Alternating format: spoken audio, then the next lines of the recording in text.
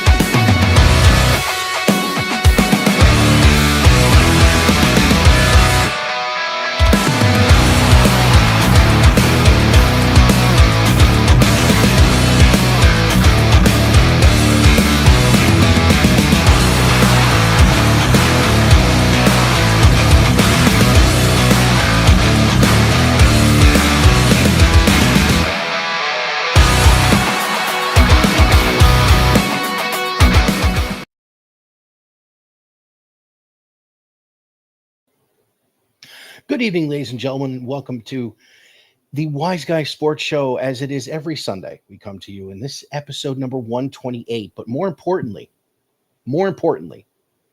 it is our fourth anniversary episode as I start tonight, with the hat on forwards, and will waste no other time than to bring the man who gave me the hat and is my co-host with the most, Mr. James Cornetti. And James, happy anniversary, bud. What's in the box? That is exactly how we opened the first ever Wise Guys episode, which was titled What's in the Box? A shout out to the wonderful film Seven. That was, and what a cast in that movie. Still haven't seen it. You haven't seen that, dude? The only I'll go all the way back to episode 1, and the only reason I know that is because it was a behind the scenes thing between Stephen Amell and David Ramsey on Arrow, with clips of the bromance that came out as the show was ongoing. Yeah, it's that was a great show too, Arrow.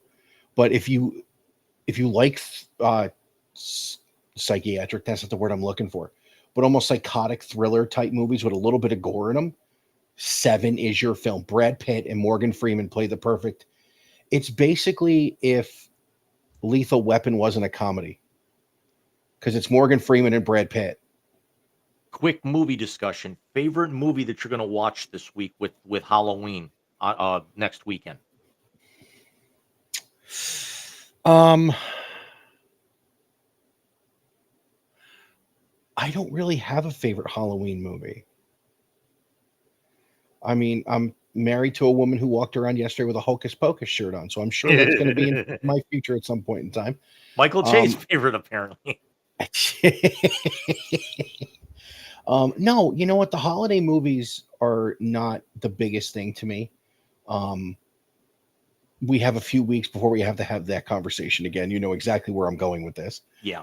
I mean, I have two. I Halloween movies? Yeah.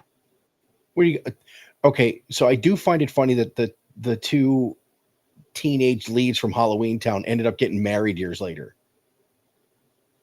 The chick who was Debbie Reynolds' granddaughter, the main character, and the bad guy, I think from the second one or the first one, the kid, they're married now. Okay. TikTok. Okay. For me, my annual Halloween tradition is Thursday. Here's how chaotic my Thursday is going to be. So I have work. It's payday. I have to pay the rent.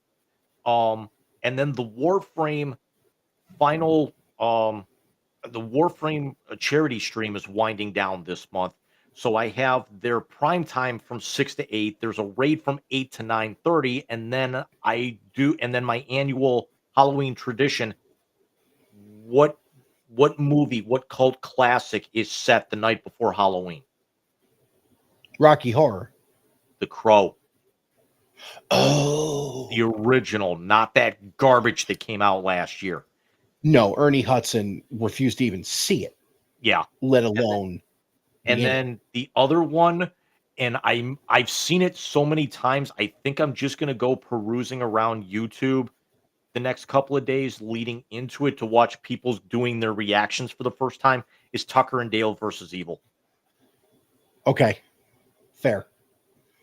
Favorite horror Yeah, movie, although I don't really do a whole lot of horror movies or scary movies and gore and everything, gotta be Hellraiser 1 and 2, the originals.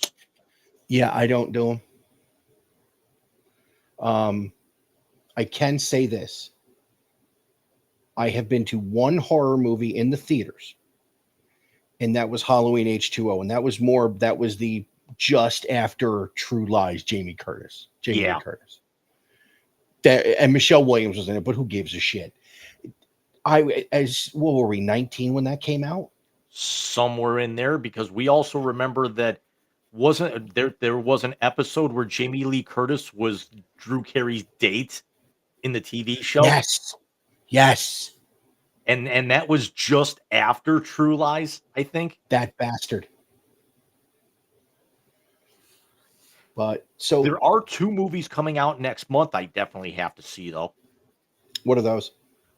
The 3rd and final Now You See Me movie, That looks good. and then the Running Man remake. No, Glenn no. Powell, I kinda wanna see it. Yeah, Glenn Powell. I mean, I have to see the Chad Powers movie yet, which is hilarious that whole Eli Manning thing is turned into a TV show and now a movie. Yeah, yeah. The I one that he did on Netflix where he was a hitman was really good, I thought. Yeah, I've heard about that one. I gotta be honest with you. If I'm talking about movies I'm looking forward to, there's two of them. One of them is one I've already seen, but Stephanie and I have a tradition that we restarted this year that we sit through a movie of the other one's choice on their birthday. Yeah, she's sitting through Deadpool and Wolverine in January. Um, and then, of course, next year, James, God willing, by Christmas, we will have Spaceballs 2. We will, and I also know that next summer is going to be Mortal Kombat 2, which your wife and I will definitely be perusing it, which was supposed to I come out, like, last month, and then they pushed it to next summer so it wouldn't I get buried with some of the other ones that came out this year. I kind of want to see Carl Urban as Johnny Cage. Absolutely. And for us Marvel heads, of course, next year we get Doomsday, which apparently is wrapped filming. And you are getting, by the way, you're getting James Marsden as Cyclops. You're getting Channing Tatum as Gambit. You're getting Rebecca Romaine as Mystique. What's his name? The guy's back as Nightcrawler. Alan Tuning. It's blows me away. Tucker. And I'm actually not Alan Tudyk. I can't remember his name. I'm actually looking forward to it. I want to see where they go with the Von Doom thing with being Robert Downey Jr. So I'm very interested in seeing that because there's a variant set up in the comics where Tony Stark is not actually Maria and what's his father's name? I'm William wondering if Howard's son. I'm wondering if they would do some sort of tribute tip of the cap to Julian McMahon, who was uh, Doctor Doom in the first 2 Fantastic Four movies that passed away Knowing, earlier this year. yeah, knowing the MCU, I believe they would. Because if like Black Panther 2, you know how Marvel has the beginning credits where you see all the different characters? Yeah. Black Panther 2, it was just Chadwick. So yeah, I believe they would. I honestly think they would. Which is kind of funny is because everyone rags all over the Silver Surfer one, and I'm talking like the Jessica Alba, Fantastic Four, Michael Chiklis, Chris Evans, and that was like pre-explosion into everything Yes. Chris Evans. Yes. but I thought those were pretty good. I thought the first one was really good. The origin story one I heard is that because I've seen it a bunch, is amazing. I wasn't too high in the Silver Surfer one, to be very honest with you, but it was really good. And then of course you get the wonderful Easter egg this past year when Chris Evans, his cameo in Deadpool and Wolverine, is not as Captain America, it's as Johnny Storm. Yeah, I did actually see that clip. But we can all agree that the greatest Chris Evans cameo of all time. Was in Free Guy. What the shit? I love it. But Jim, we do have a bunch to get to tonight. It wouldn't be the Wise Guys if we didn't go off the rails like that at the beginning and then circle ourselves back to get going. So what do you say we hit the hat trick running here, bud? It's the 3 biggest topics in the world of sports from the last week. Get ready for the Wise Guys hat trick.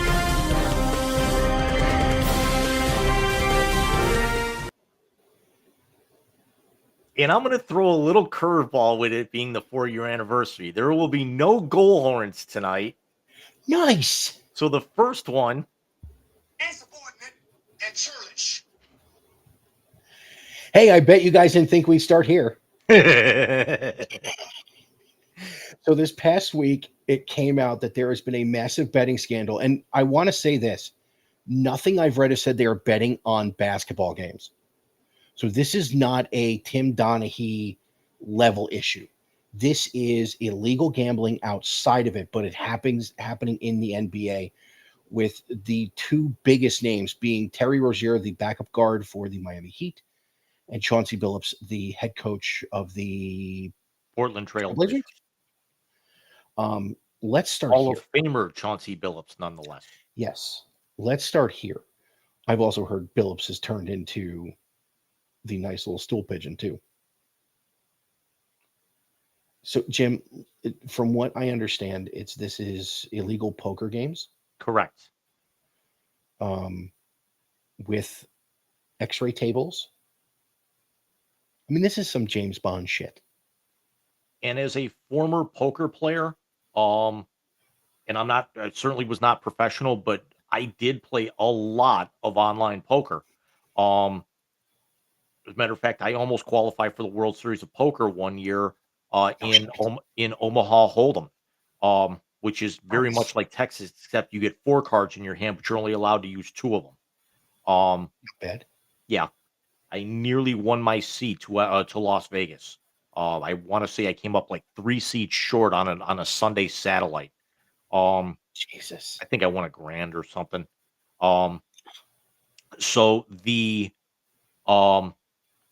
story per Doug Greenberg that actually came out on Friday night, they were X-ray poker tables, and they were rigged illegal poker games. They were usually Texas Hold'em games, and they would use unwitting wealthy players that pretty much were known as fish or whales in the poker community. And then they would actually sit these guys against other wealthy, much more experienced players. Basically, at that point, it's Mike. You can even understand this term from watching poker on TV. They basically would trot these inexperienced whales or fish out there as dead money, and basically just plug these guys and try to take these guys for tens of thousands of dollars per show, per game, per tournament, however they wanted to do. So in most of these scenarios, these games were so rigged that you would have one guy basically, if it's a standard style Vegas or Atlantic City or most of your major casinos, your poker tables are 9 players deep with a 10th seat for the dealer. So if you're looking at that, you would have 1 or 2 big players basically financing for everyone else around. So basically you would have, if the buy-in was, let's say, $10,000 per player, you got 100 grand, you got 90 grand at the table with the house taking maybe a 3 or 4% rake of that profit. So winner's going to take home if it's an all or nothing, winner's taking home better part of $85,000. If it's some tournaments would go a 3-2-1 stagger system, so it'd be like a 50-30-20 payout of that. Some of the tournaments that some of the private games that I used to play in, that's how they would do. So you'd have one or two big players trying to basically finance all of these other guys who were very much more experienced, but you'd have that one guy there who basically would have not a whole lot of experience, put a big stake of money in, and knowing that he was going to basically get taken for it. And then there's also if these were private games, there would also be the opportunity for rebuys where once you bust, you can buy back in, and they would actually buy back in and keep taking these guys. So these guys could buy back in as many times as they want. In certain instances, some of the tournaments that I would play in or the home games I would play in, you could buy back in, but it was going to be to make sure that you weren't, coughing up your mortgage or your car payment. They would stop it at 2 buy-ins. So you'd basically get 3, it's a 3-strike rule. Here's what I can't believe. And again, it's more about the level of when someone of the moral compass of Cash Patel talks about the amount of fraud that was in these games, really got to stop and take notice. That's the problem that I have with this because, the more that I've read about this in the last few days, the technology that's there, putting hidden cameras in the poker chip trays, having some of the professional style tables where there could be cameras being able to relay hole card information, but you're not on TV at this point. Like your ESPNs, your Fox, your NBC, poker after dark type things, your poker networks. Mhm. There's actual channels on Pluto, Fubo, their actual poker. They call I think the biggest one is known as Poker Go, and then there's online ones that basically, there's Twitch ones that run constantly. Um, there's guys who make careers on YouTube, basically, sitting back, getting authorization to be able to just record themselves at a casino, which means the only hole cards that you can see are theirs. They're not tapped into anything else here.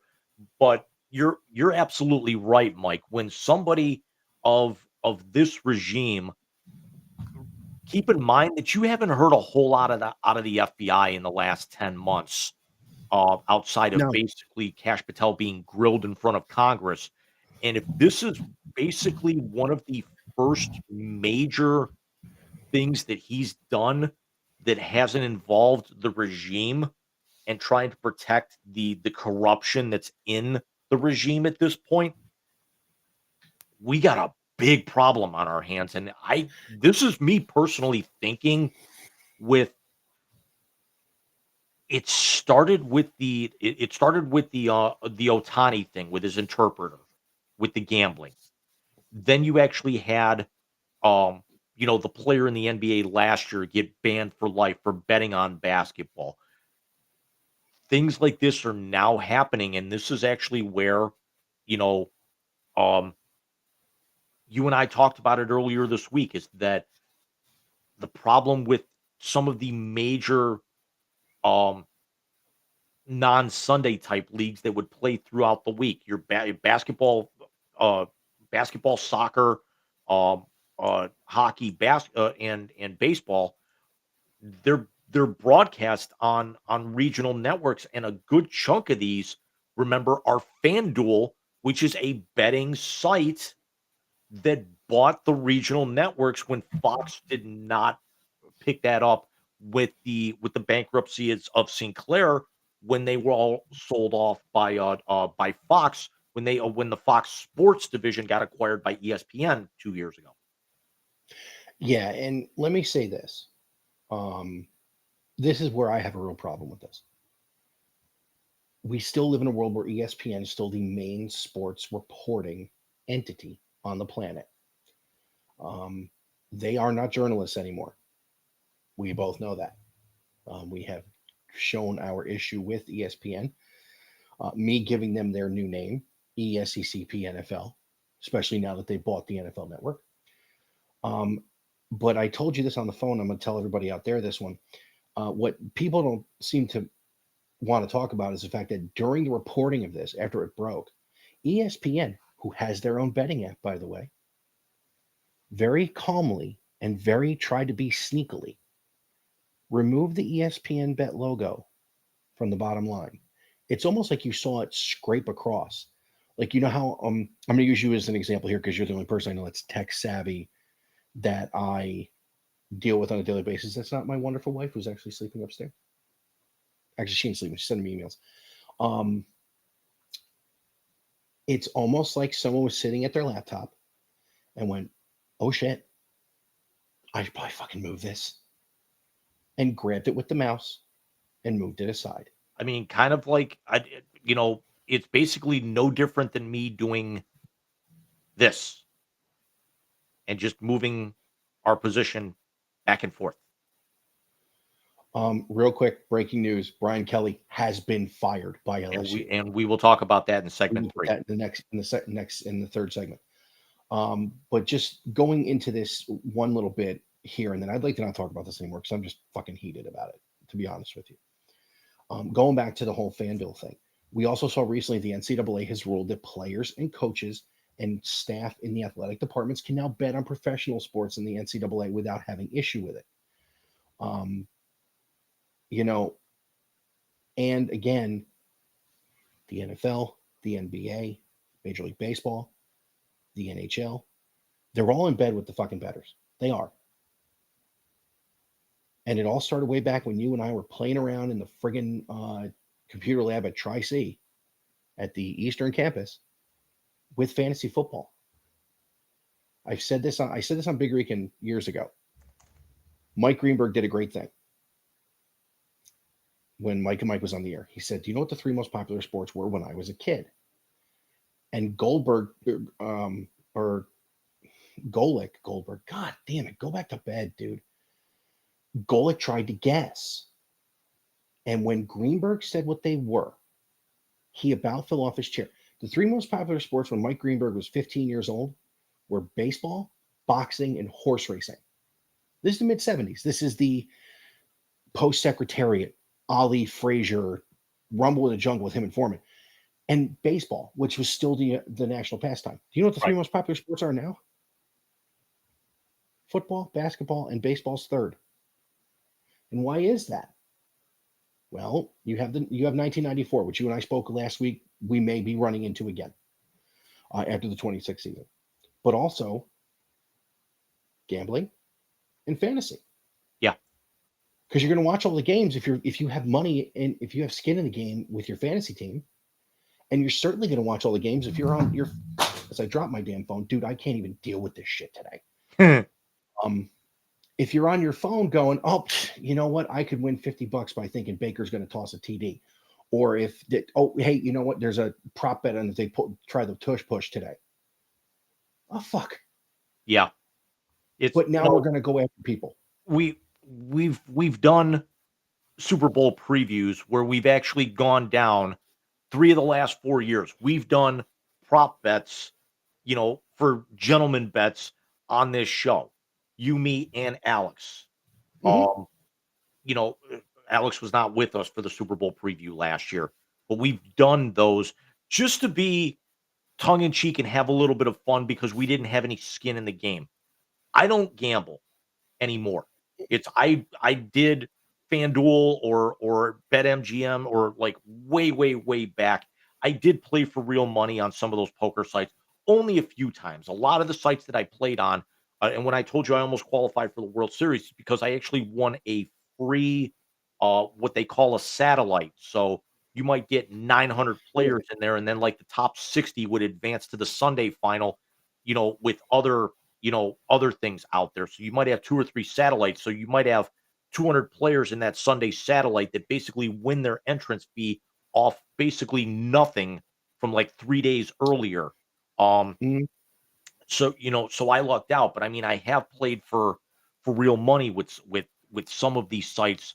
I won't anymore just because of, all the trouble in the gamble and the gateway that it turns into. And Pat McAfee, to his credit, brought on a former yeah, and I actually saw the fist pump because I just got the notification as well. We'll talk about that here in a little in the next segment. Um, Yep. but brought on professional poker player Matt Berkey to break all this down, because I also have to remember that the World Series of Poker, just a month or so ago, um, mid July, just wrapped up their main event as well, and you know one of my favorite poker players of all time, Michael the Grinder Mizrachi, breaks through and wins the World Series of Poker World Championship.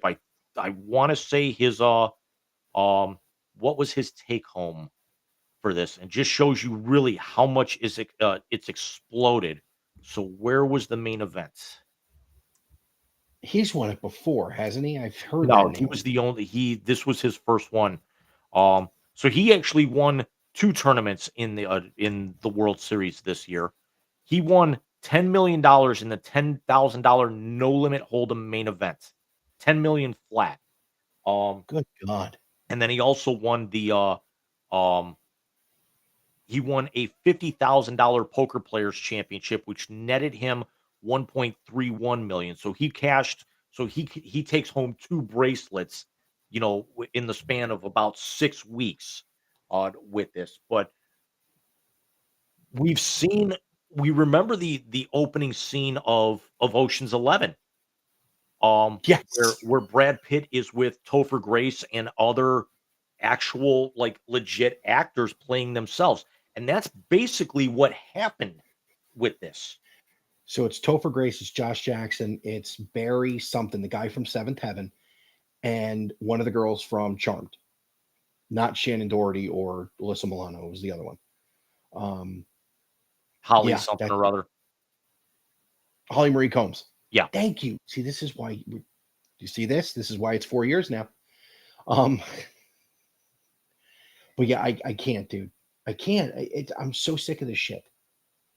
I am so sick of the sports world poo-pooing something that they use to help their ratings.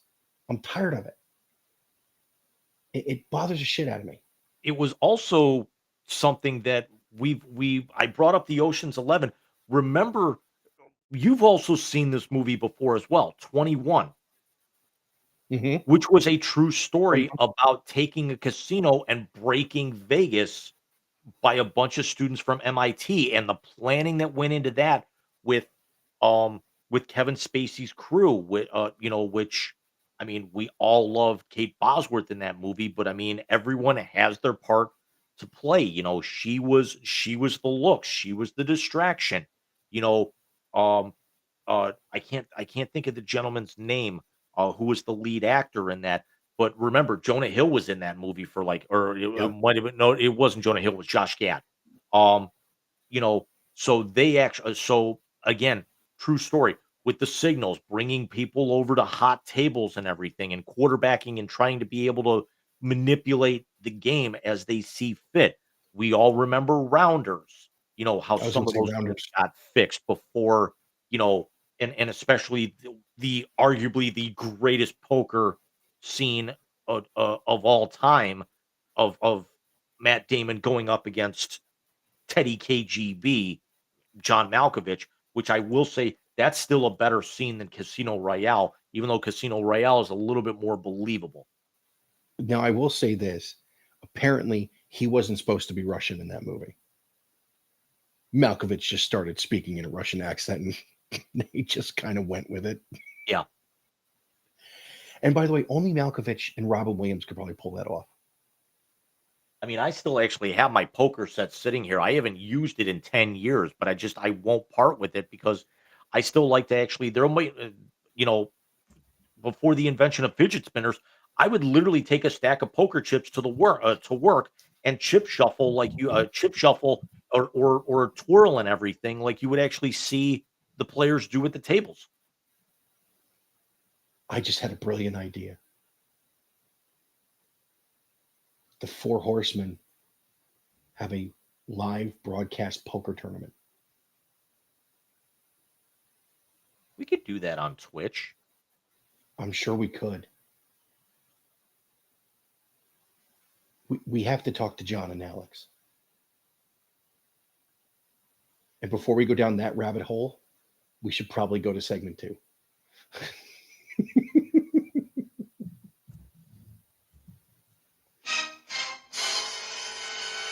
Should for this one.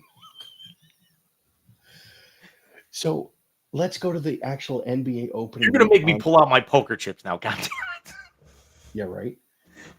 Let's go to the actual NBA opening week. As Jim pulls out his poker chips. Oh, he's got the case and everything. Here we go. Here we go. Yep, that's 6. Jesus Christ, here we go. So let's talk about the opening week of the NBA, sir. You and I had to wait almost a month in for our boys to lose their first game last year. And of course, they go down on opening night to the Knicks, which hurt me more because I hate the fucking Knicks. More importantly, Cooper Flag's already postering people. Wemby went for 40. He's got some more meat on his bones too, if it look just from looking at him. What Lakers mark did Luka set on? 95 points in his first 2 games, the most ever to start a season by any player in Laker history. Although the way that ESPN wrote the headline with the short stint that they have made it look like that Luka went for 95 in the opener. Well, you know what? It's ESPN. They suck. Let's talk about the Mavs real quick. Now, Cooper Flag, yes, that poster was something special. But he even said himself his opening night performance was not what he wanted it to be. And yes, they are chanting Fire Nico already. I don't expect that team to be any good. Maybe a play-in tournament team at best. Yeah. Like the back end of it. Yeah, but we did have a couple of really good games. As good as Cooper Flag is, that's an old team. Yeah. Now, Golden State and Denver that had the overtime thriller? Yes. Was it opening night or game 2? I mean, was actually the opening night thriller was Houston and Oklahoma City that went to double OT. OKC won that game, right? Yes. The night they got their rings. Okay. Yep. And then of course you got night 2. You got Golden State and Denver doing it. I tell you what, this first week of the NBA has been really good, and the fist bump that Jim mentioned a minute ago, as the Cavaliers win their second game in a row, their home opener, beating the Milwaukee Bucks 118-113. So 2-1 for the Cavs to start, as opposed to last year when they were 15-0. But this is a Cavs team that's starting this year unhealthy, without Max Strus and without Darius Garland. But I tell you what, Sam Merrill looked good tonight. And both were announced as they went through the and both seem to be moving around pretty well. I mean, naturally they've already had their surgeries. They're getting rehab. You got to also figure they're going to be back in the they're already back in the building. They're probably going to be given the okay to be able to start team drills here starting next week, because both of them are really expected to be back sometime early December, I think. Yeah, and of course the difference between being in shape and being in game shape are two entirely different things. So please, anybody who watches this and follows the Cleveland Cavaliers, do not, I repeat, do fucking not. If they both go for 2 for 12 from the field and 7 points apiece in their first game, don't start talking shit. Although the other concern right now is that we've also got some. We talked about Strus, we talked about Garland, for Cleveland, but also there's quickly become a little bit of a rash of injuries here in the opening week. Although somebody put it out there on social media and it was hilarious. It was Wemby standing next to Anthony Davis, and Wemby made him basically look like a point guard because of how much taller he is. Oh my God, yes.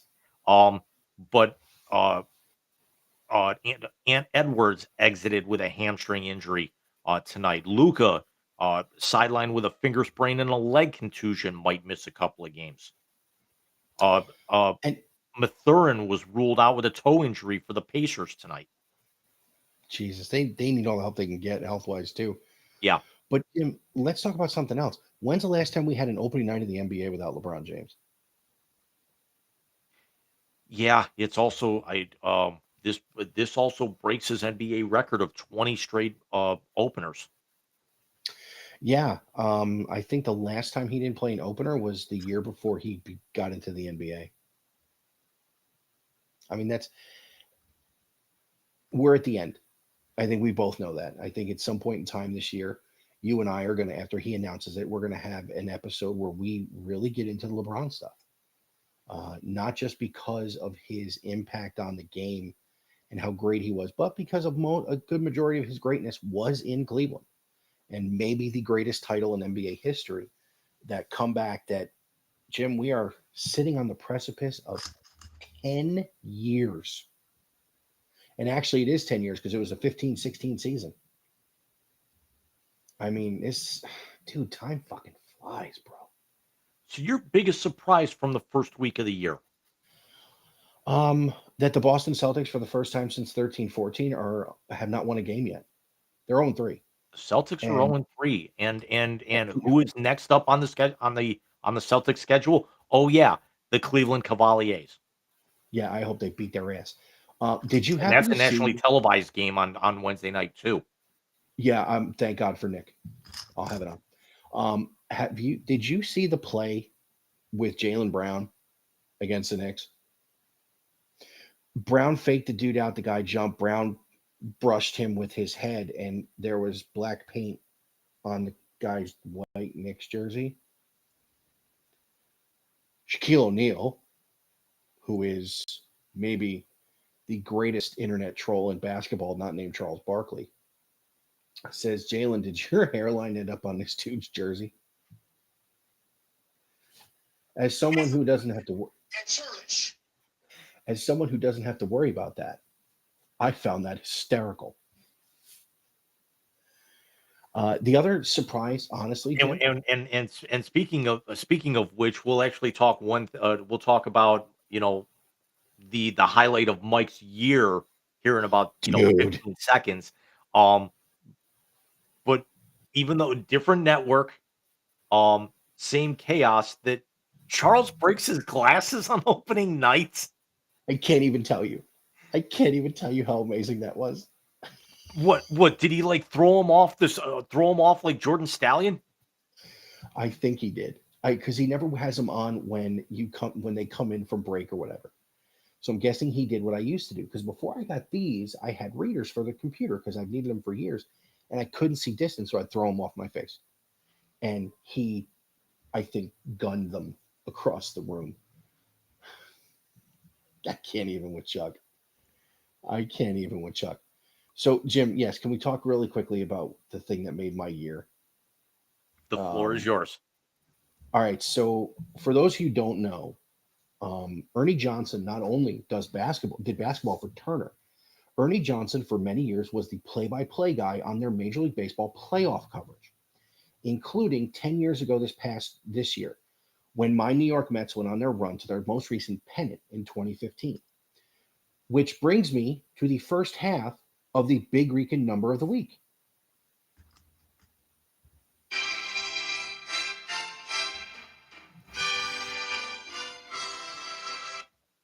Now, the number is the same for this one and the one I will bring up during the NFL segment in the blast, but that number is 5.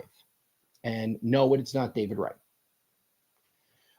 But Jim, the last 5 times that we have had one LCS go 7 games and the other be a sweep, the team that went 7 games in the LCS won the World Series, including the 2008 Boston Red Sox, who went 7 games against the upstart Tampa Bay Rays. That was the year the Colorado Rockies swept their way through the Arizona Diamondbacks to the World Series. Boston wins the World Series. My Mets were 1 game away from being another stat to screw with me. Because, of course, Kansas City won that series in 6 in 2015. But having said that, a lot of times when I'm playing the Xbox, I'll flip through YouTube and stuff will come up, and it's been 10 years, so you're getting all that 10-year shit. And in every TV call, it is Ernie Johnson. So I go on Twitter and I say to him, hey, I just want to say thank you. It's been 10 years. You and Howie Rose were the soundtrack of one of my favorite Octobers ever. And I put hashtag Let's Go Mets. He responded. This has now been saved in my phone. It Because needs to be it needs to be printed at the office and framed on your damn wall tomorrow. yes. You need multiple copies. You need one framed at the office and one framed right behind you. Like blown up on like a canvas or something. Yep. That it would be that one. And when Howie Rose said that, me saying then they should have done the Seaver statue on July 8th, the night he pitched a near perfect game against the Cubs in '69. So he very nicely wrote back, and this was amazing. So my tweet to him was, I just want to say thank you, sir. I am a lunatic Mets fan, and I keep hearing your calls from 10 years ago in our magical ride to the pennant. You and Howie Rose were the soundtrack to one of my favorite Octobers ever. Hashtag LGM for Let's Go Mets. 5 minutes later, that was some run, Mike. So great to be a part of it. Thanks for the kind words.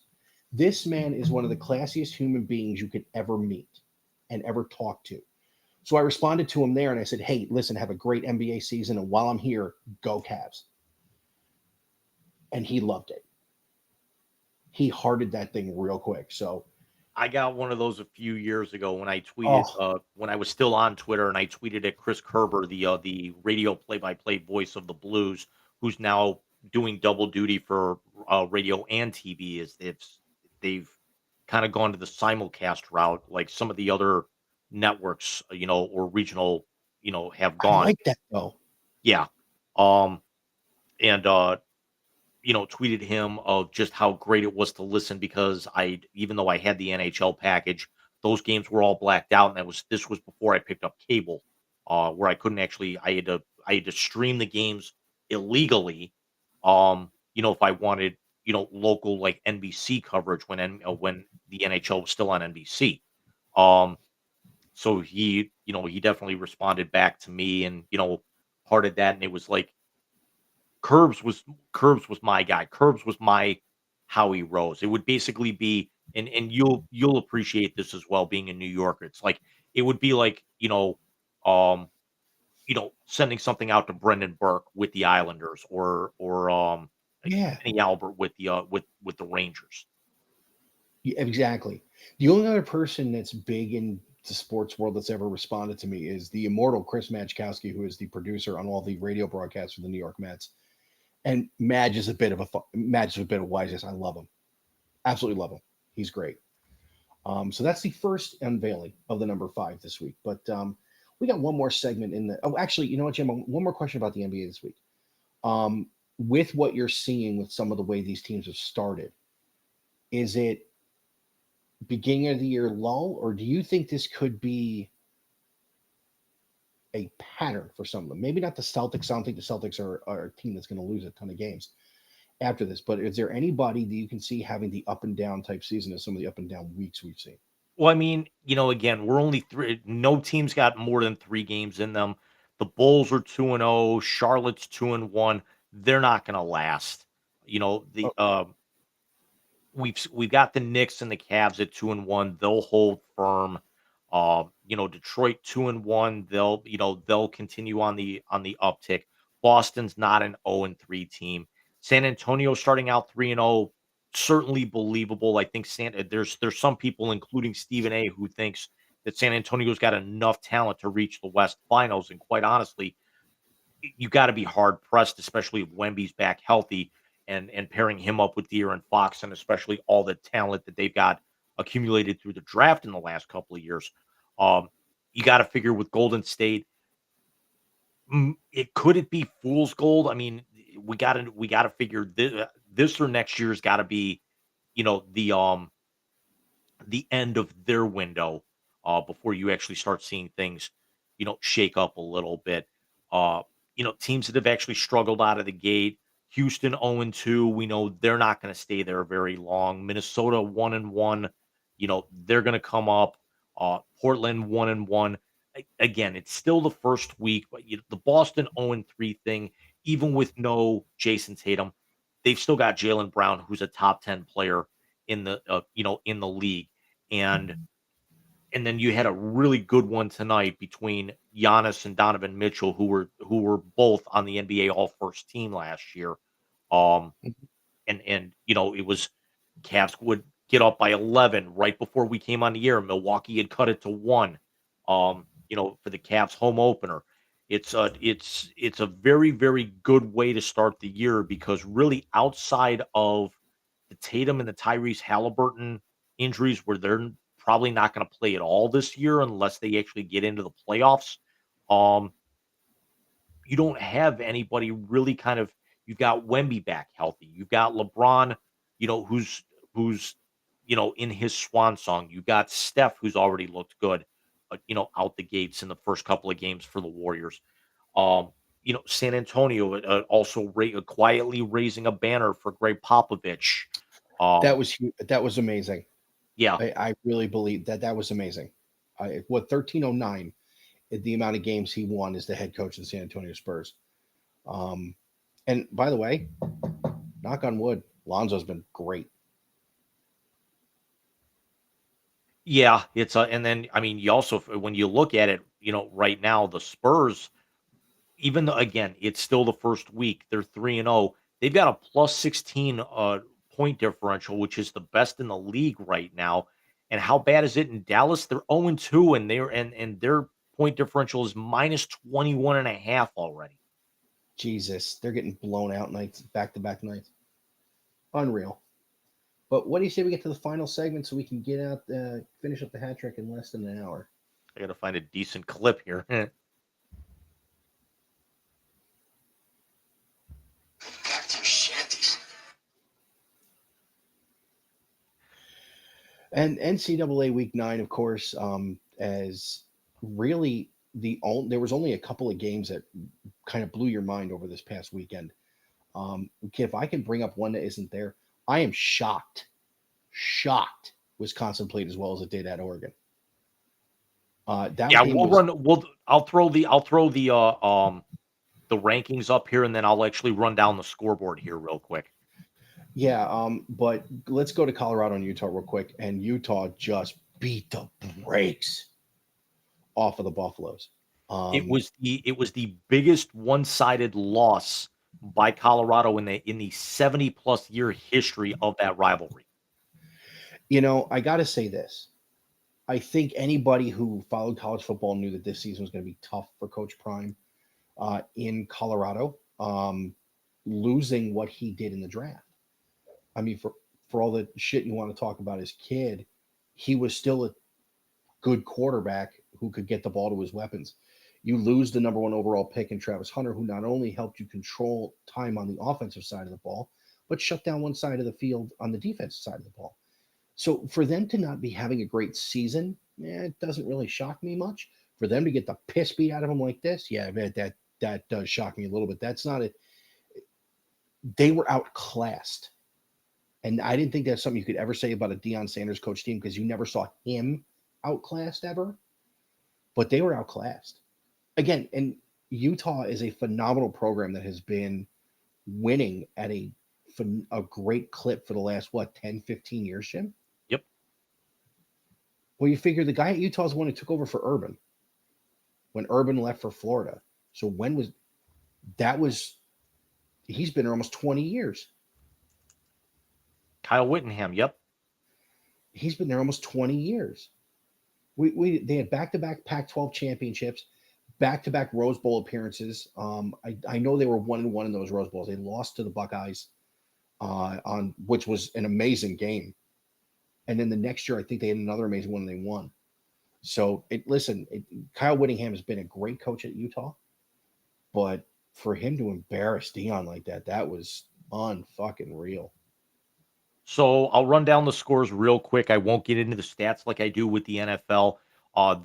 And I'll just go right down the pipe here. Number 2, Indiana moves to 8-0. with a 56-6 drubbing of UCLA. And as you can see there, Indiana picks up 11 first place votes and is chipped into Ohio State's lead to where Ohio State is only 43 votes as the number one team in the country. And I want to say, isn't it next week we get our first CFP rankings, Michael? I believe it is. I don't think the CFP is going to move Indiana ahead of Ohio State, especially if Ohio State goes out this coming week and just beats the brakes off of Penn State. Not that they're a marquee team anymore, but if you have a big win against a team that has a decent roster, especially on the defensive side of the ball, and I think they're going to beat the hell out of them because they want to get some revenge on Jim Knowles personally. You can't equate UCLA to Penn State, and then UCLA goes into the horseshoe the week after. So that's all going to come out in the wash. That leads me to that. That actually leads. Well, actually, I take that back. It's I was getting ahead of myself here. We all then we have number 3 Texas A&M goes down to LSU in Death Valley and makes it death in more ways than one. A 49-25 win over LSU in a game that really was not that close. And not only they murder LSU's playoff chances, but Brian Kelly's job as well, Michael. Brian Kelly has been fired as the head football coach at LSU, effective this morning, apparently. Look, you were brought in to do a job, dude. And the sheer fact that now let's talk about the optics of this real quick. In the 3 years that Brian Kelly has been in Baton Rouge, they have done nothing. They've done nothing. Marcus Freeman's been to a national championship game. The guy who took over your program at Notre Dame, where you got to a national title game as the head coach, listen, he's making a fool out of you. And LSU doesn't like to be made fools out of, which is why even though Coach O was the head coach of that 2019 team, the minute he turned into a pumpkin, they got the hell rid of him. They're still paying him, and they're going to pay Brian Kelly a lot of money. But it begs a question, and let me ask you this real quick, 10-second hypothetical. More desirable job, LSU or Penn State?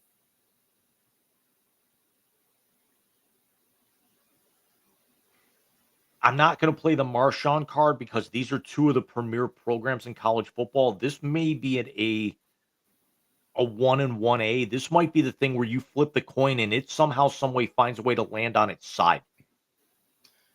I'm going to say Penn State for 2 reasons. One, I think that LSU once every 25 years is a good team. Thing hurts this. Penn State has a bigger donor base than LSU does. They do, but LSU, you're going to be able to bring in a lot more players. Yeah, but the difference is there are years. I mean, really, only in the last few years have we seen the resurgence of Penn State being a perennial top 10 team. LSU's got several national championships. Penn State hasn't seen one since the 80s. So Penn State's in that. LSU's in that equation. You're expected to compete for conference championships and get into playoff appearances when you're at LSU. And I think that's where that might be a little bit more desirable of a job. I think where the Penn State job is a little bit more desirable is because you got to figure if Ohio State has an off year, it's definitely something where somebody can move in because you got to figure you need a little bit more staying power out of Kurt Cignetti and what's going on in Bloomington, to be able to start, putting them into the conversation on a regular basis. Wisconsin's not completely back yet. Nebraska's not completely back yet. Iowa's fallen off. So there's no real challenger in the Big Ten. Penn State's got the opportunity to do that. And James Franklin decided to be the smartest guy in the room. Mike, let me pose the question to you here. Could we be possibly looking at a trade type scenario where James Franklin could become one of the more targetable guys for now? You've got 2 premier programs in the SEC, in Gainesville and Baton Rouge, and could you possibly see Brian Kelly be involved with either Gainesville or Happy Valley as well? Could we be looking at basically a trade between LSU and Penn State with fired coaches? It's possible, but that's more possible than adding Gainesville in because apparently, from what I'm hearing down here, they're going to make a full court press for Lane Kiffin. That is who they want. That is who they want to offer the job to. Do I believe he will take it? No, I don't. I think Lane Kiffin likes where he's at Ole Miss. I think he knows that he is in a program there that is not expected to win as much as he would be if he went to Gainesville. And not to sound like this, the Egg Bowl's not the cocktail party, dude. I mean, not for nothing. And I know you don't like the guy, but and the Jim commission, Tressel. it's not even the Commissioner's Cup. No, it's not. Now, having said that, Jim Tressel said something in that documentary they did years ago about the rivalry that really hit home. That taking over a program like Ohio State, you had to be ready to coach in an environment that expected you to win, but you had to be ready to coach in a game that was like no other. You cannot have a bad record against rival teams and go to a school that has a rivalry game that is as deep-seated as Florida, Georgia. So I don't think James Franklin is going to be good there, and I don't think Brian Kelly would be good there. We have a better shot of seeing Brian Kelly in Happy Valley and James Franklin in the Bayou than we do of either of them ending up in Gainesville. Because you got to figure also with Florida, it's not just Georgia, it's Florida State and also In Miami, Tennessee. and yep, Not in not Miami. well, the Miami thing's only kind of come back in recent years, but Florida's got 3 heavy rivalry games on their schedule every year. Penn State can't say that. LSU, you got you've got the Arkansas game, so you got the Golden Boot, which is a huge rivalry geographically, of course. You've got Alabama, and then pick and choose at this point. I think what you're going to see now, there's another wrinkle in this with Penn State. And as much as I can't stand the son of a bitch, Zach Smith on his podcast said something that was pretty insightful. I don't think it will happen, but there are apparently boosters at Penn State that want Urban. You want to light a fire in the Big Ten? There's Penn State's hire. Because now you're playing a game every year against his handpicked successor. I don't think that's the equivalent of when the Browns were trying to pull Bill Cowher out of retirement. I agree with you. I'm merely saying if there's any truth to the fact that there are boosters that want Urban there and they go with him, you're going to see Brian Kelly at Florida and you're going to see Franklin at LSU. I don't think it's going to happen. Honestly, I think there are more people at Penn State that want Brian Hartline to be the head coach as opposed to Urban Meyer. But he's nowhere near ready. You've got a better shot at something like Kelly and Franklin ending up in the SEC again together if another name emerges in Happy Valley. Don't know what that name's going to be. We've got a hell of a carousel coming up in the next few weeks. Running back to the scores here, we talked about the Texas A&M win that drops LSU to 5-3. Texas A&M moves to 8-0. It is their best start in decades, and it is their highest ranking, I want to say, in almost 30 years. As they've now moved to if they stand pat at number 3, but also pick up some first place votes. We go down to South Carolina, where Alabama needs a very late comeback to push their record to 7-1 with a 29-22 win over South Carolina. The Tide are 7-1. More importantly, undefeated in the SEC. In Eugene, Oregon moves to 7-1 with as number 6. They pull off a 21-7 win over Wisconsin. Oregon, as you can actually see coming across the screen, will hold pat at number 6. The top 6 all basically stay right where they are.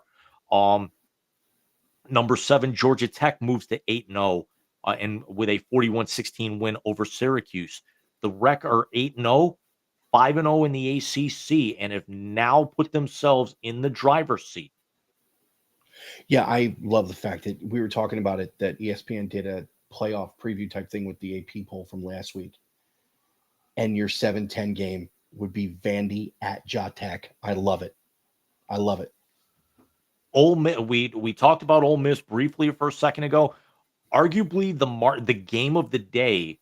Ole Miss goes into Norman and it jumps out to a big lead early. They were up 22-10 at the half and then survive an Oklahoma rally and outscore Oklahoma 9-0 in the fourth quarter to come away with a 34-26 win. The Rebels are 7-1 and nipping right at the heels of A&M and Alabama. Oklahoma falls to 6-2, 2-2 in the SEC. I got to tell you something. I love this season for Brett Venables. I think he's doing a great job at Oklahoma. I honestly think if he would have been smart and not played John Mateer in the Red River game, they probably beat Texas because Mateer made a lot of mistakes in that game. But I love this season for Brent Venables. He needed a good year like this. And Trinidad Chambliss had a fantastic game yesterday. Again, I won't get into stat lines, but he won the Rebels that game yesterday. I heard that. You're right. Miami gets back into the win column after their disappointment a week ago with a 42-7 win over Stanford. The Hurricanes are now 6-1. BYU stays undefeated at 8-0 with a 41-27 win over Iowa State, who seems to be reeling right now. And that leads me to the JC Blue Note number of the week.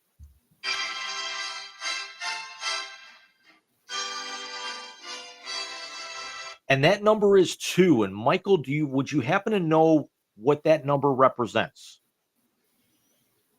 I do not. That would be the number of programs that have started the 2025 and 2024 seasons at 8-0. Do you happen to know who those teams are? BYU. That's one. And at 8-0? Shit. Wasn't the Buckeyes. Wasn't Oregon. Wasn't Penn State. Indiana? Indiana and BYU are the only Division I teams to start the last 2 years at 8-0. That's right, because their first loss was to Ohio State last year. Okay. Interesting. Texas Tech moves to 7-1 and looks to be in command in the Big 12 with a 42-0 shutout over lowly Oklahoma State. In overtime, Virginia stops North Carolina at the 1-yard line when North Carolina is going for a 2-point conversion and comes away with a 17-16 win. The Cavaliers are moved to 7-1. More importantly, undefeated in the ACC, and it looks like we've got a 3-team race in the ACC. Who's the third team? Well, you got to figure Miami, Virginia, and Georgia Tech. They're all, and I want to say that these teams are all still going to play each other at some point. I know Georgia Tech. No, I don't think Georgia Tech and Miami do. Virginia's remaining schedule, they get Cal, Wake Forest, Duke, and Va Tech. I mean, definitely, I think theirs lines up pretty well. Georgia Tech finishes out NC State, BC, Georgia College, Pitt, Georgia. So they've still got 3 conference games. And then Miami will end Syracuse. Oh, well, they have 5 left. They have SMU, Syracuse, NC State, Va Tech, and Pitt. Where's the Va Tech game? The Va Tech game is in Blacksburg. That's going to be a night game. That's going to be Enter Sandman. They might lose that game. Tennessee goes into Lexington and hammers Kentucky 56-34 in the Battle of Tennessee. And the Vols move to 6-2. Number 18, South Florida goes down to Memphis in the Group of 5 game of the week. And Memphis comes away with a 34-31 victory late with 17 unanswered points, shutting out the Bulls in the fourth quarter. South Florida misses a field goal as time expires that would have actually tied the game. And Memphis basically now takes command of the Group of 5. Congratulations to my childhood friend, Dr. Ed Scott, the AD at Memphis. A big win and going into a big basketball season. Louisville holds serve against a very very tough Boston College team, despite their 1-7, 0-5 ACC record, and comes away with a 38-24 win. Louisville moves to 6-1. Cincinnati moves to 5-0 in the Big 12 and pushes their overall record to 7-1 with a 41-20 win over Baylor. Texas gets a win over Mississippi State, but loses Arch Manning to injury with a 45-38 win in overtime. There's talk it's concussion, so you don't know when he's going to play again. Washington holds serve and upsets number 23 at the time, number 23 Illinois, 42-35. Washington moves their record to 6-2, drops Illinois out of the top 25. Arizona State falls 24-16 to Houston. The Cougars moved to 7-1 and got themselves into the top 25. And finally, Michigan knocks off Michigan State 31-20 in East Lansing. Michigan still very much alive in the Big Ten, 6-2 overall, 4-1 in conference.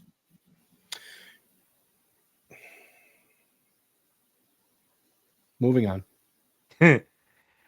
For next week, the top 25 games, we have Memphis traveling to Rice on Halloween night. The cocktail party will occur in Jacksonville, as Georgia will probably pound the hell out of Florida. A game on paper that we all were circling, and now we've basically scribbled the shit out of it to get it off our schedule.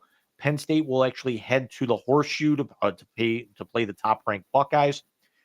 Arguably, the game of the week will occur in Austin as number 9 Vanderbilt. Actually, I take that back. That was the last game as Vanderbilt holds serve despite a late rally by Mizzou and comes away with a 17-10 win. As a Mizzou fan, Eli Drinkowitz should be fired as he had 3 opportunities on 4th down inside the 10-yard line in the second half and came away with absolutely 0 points, and also lost Joel Probilla to a leg injury. Let me guess. Went for it on 4th down instead of taking the points. Exactly. He tried theoretically on the board both of those times, and ironically, theoretically they win 19-17. Theoretically, they win 19-17. Exactly. Take fucking points, Eli. What are you fucking doing? Yep.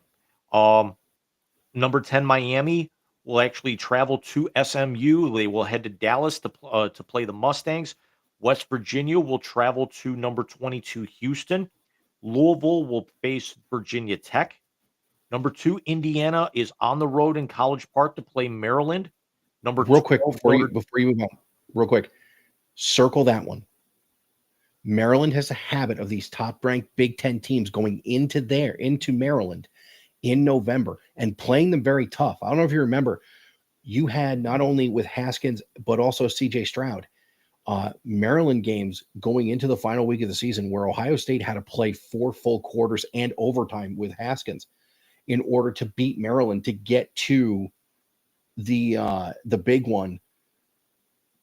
With one loss, because they went into both those games with one loss. Listen, circle that. Maryland's a tough out in their own ballpark. Number 12 Notre Dame will travel to 1-7 Boston College.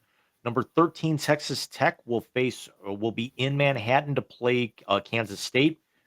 7-1 and 15th ranked Virginia will travel to Cal. That'll be a cross country game in the ACC. Definitely circle that one. South Carolina will travel to number 7 Ole Miss, fresh off of their very, very heartbreaking loss late to Alabama. Number 21 Michigan will host Purdue. Number 8 Georgia Tech will travel to Raleigh to face NC State. Another marquee game, one of only 3 top 25 matchups for the week. Knoxville, number 14 Tennessee will host number 18 Oklahoma in a battle of 6-2 teams. Number 23 USC will travel to Lincoln to face Nebraska. That'll be a good one. And then to round out late, the 10-15 game, number 17 Cincinnati will face the number 24 Utes. That's going to be the game of the day. Going into Utah, that's not an easy place to play. Not an easy place to play at all.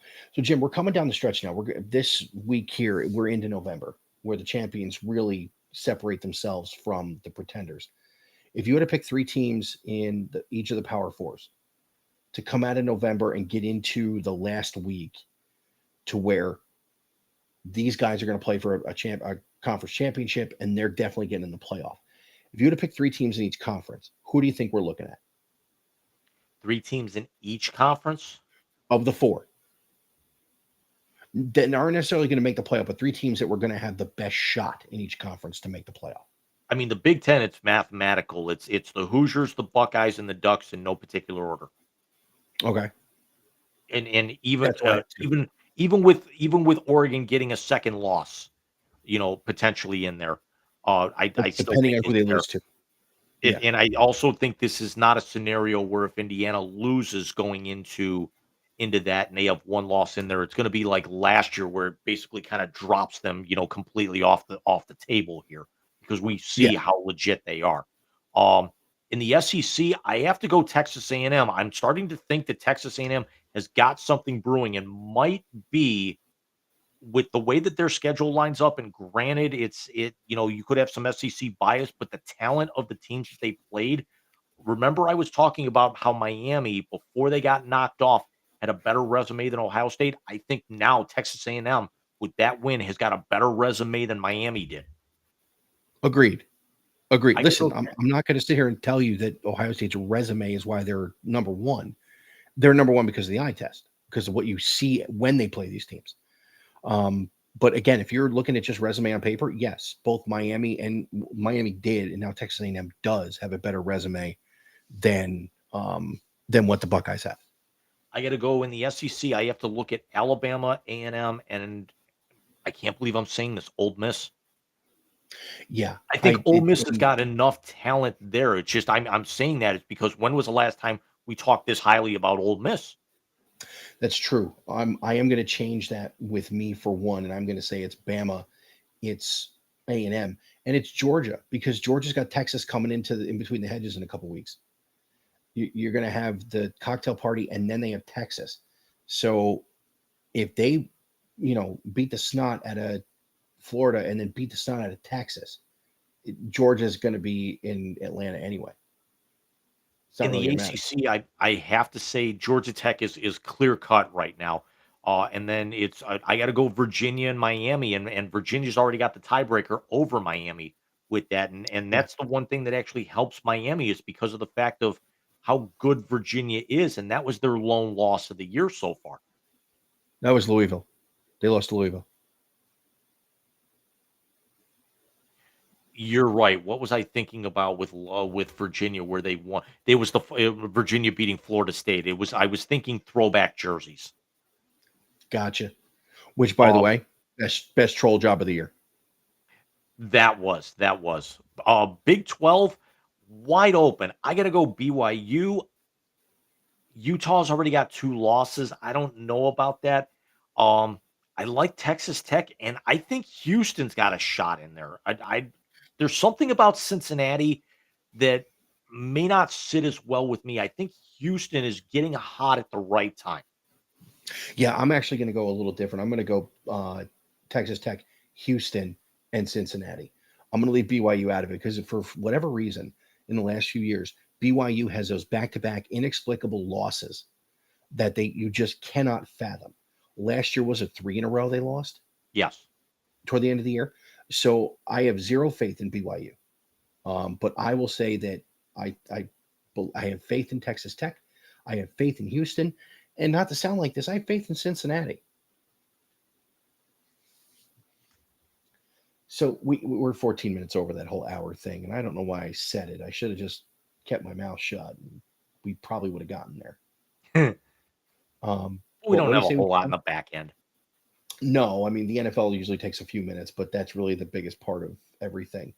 But yeah, let's wait till we get halftime, get some water on the pipes, and we'll see you guys in a few minutes.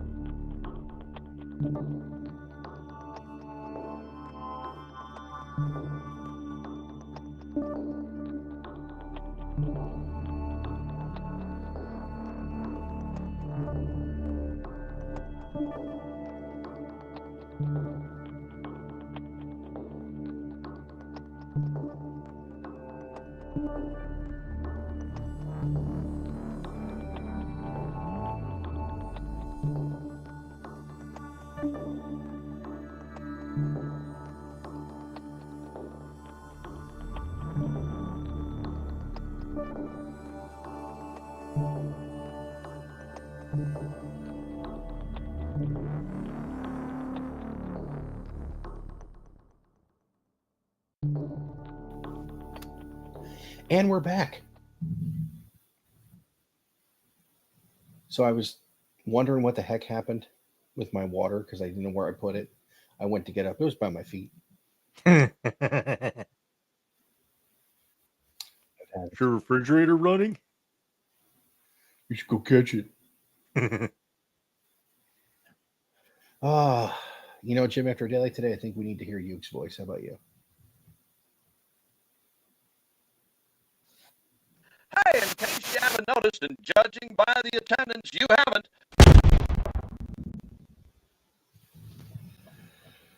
So before we get into week 9 of the NFL, something came across today that hit me a little harder than most of the things we hear in the world. And that is today, late last night, the world lost Nick Mangold at 41 years old, kidney failure. He had gone public a few weeks ago saying he needed a kidney transplant. Not only is Nick Mangold one of the greatest Buckeyes to ever put on a uniform, he is also one of the greatest New York Jets to ever put on a uniform. Mangold, of course, the backup center on the 2002 national championship team, was the anchor and center on the 2006 national runner-up. He was a first-round pick of the New York Jets in 2006, the now ever famous Brick and Nick draft, as they took DeBrickashaw Ferguson in the top 5 and traded back into the first round to take Nick Mangold at 32 to anchor an offensive line that went to the playoffs 3 times in the first 5 years they were together. Then they bring in Alan Faneca, they bring in Rex Ryan, and it's 2 consecutive trips to the AFC Championship game, and nothing since. For those of you who know me, I grew up a New York Jets fan, as I wear the Nick Mangold jersey tonight. But the day the Jets got rid of him with no fanfare and no care is the day the New York Jets became dead to me, outside of fodder for jokes. So today was a tough one. Today sucked, man. 41 years old. I can't even, dude, he's got 3 small kids. I can't. I don't know if you remember this, Jim, but it was during his first few years. It was Rex Ryan's, I think, second year with the Jets. There was a Summer Olympics. His sister competed in powerlifting. Yes, I remember this. He got permission to leave the team during training camp to go watch his sister powerlift. And I guess he walked into Rex's office and said, "Hey, coach, my sister's lifting in the Olympics." And Rex looked at him and goes, "What are you doing here?" So, Jim, he was a Buckeye when you were a fan of the program. You think of that era Ohio State player, you think of him and Schlegel and Bobby Carpenter and AJ Hawk and Troy Smith and Teddy and Gonzalez and all those boys, and it's just this is a tough one, man. That's why the hat's on backwards too. Nick never wore his hat folks. I was going to put the Jet hat on backwards, but it's not a fitted or a flex fit, so it's got the band here, and it would have been really distracting to have the glare off of this part of my dome hat on. So I figured I'd wear the Big Rican hat on backwards. So prayers and love to his family. And also, and you pointed this out to me today, it's been years since we lost Jimmy. Well, actually, Dude. Yeah. Week 9 last year, the Cleveland Browns lost Jim Donovan as their radio play-by-play voice. I can't believe it's been a year. It doesn't fit. We talked about in the first half when I said it's been 10 years. It'll be 10 years this season that the Cavs won the championship. What? I can't believe it's been 10 years since the Mets won that pennant. And we're coming up on 10 years since the Indians won their pennant. Come on, man. It's flying too fast. But Jim, let's get into week 9 of the NFL because there's a lot of stuff we have to get to, including the Jets. We actually have to talk about the Jets. So running through the scoreboard on Thursday night, the Chargers moved to 5-3 with a 37-10 win over the Minnesota Vikings. Justin Herbert, 18 of 25, 227 yards, 3 touchdowns. Lad McConkey, 8 catches, 88 yards, and a touchdown. Again, the Chargers 5-3 and still very much alive in the AFC West. Yes, they are. Earlier today, the Buffalo Bills come off the bye week after a rather embarrassing loss, I might add, and pound the Carolina Panthers 40-9 in a game that that they didn't even score in the fourth quarter. Andy Dalton, 16 of 24 for 175 yards and an interception, outduels Josh Allen, but Josh Allen becomes only the second quarterback in NFL history to rush for 70 touchdowns. The other, Cam Newton.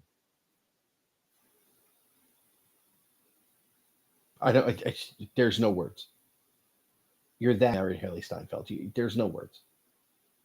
The Miami Dolphins give Mike McDaniel one extra week before his walk to the electric chair, apparently, with a 34-10 win over the Atlanta Falcons in a game that Michael Penix missed. Tua Tagovailoa, after throwing 4 picks against the Browns last week, 20 of 26, 205 yards, and 4 touchdowns. Jalen Waddle was shaken up very late in that game last week. 5 catches, 99 yards, and a touchdown. Drops the Falcons to 3-4. Look, the Falcons' defense was supposed to be better than this. But I guess it's got to be in a dome that Tua can actually see which guys he's throwing the ball to. You brought up the Jets. The Jets are off the schneid. They use a very, very late touchdown by Bryce Hall. 18 carries, 133 yards, 2 touchdowns, and then threw for 1 and spoiled Joe Flacco going 2-0 at home for the Cincinnati Bengals with a 39-38 win. Justin Fields, originally benched in this game, comes in relief, 21 of 32, 244 yards and a touchdown. Very, very disappointing loss for the Bengals, who could have gotten back to 500. And again, the Jets get their first win of the year. Also, the first coaching win as a head coach for Aaron Glenn. And apparently, from what I read about this game, the Jets' offensive line played like a unit possessed today. Wonder what they were possessed by.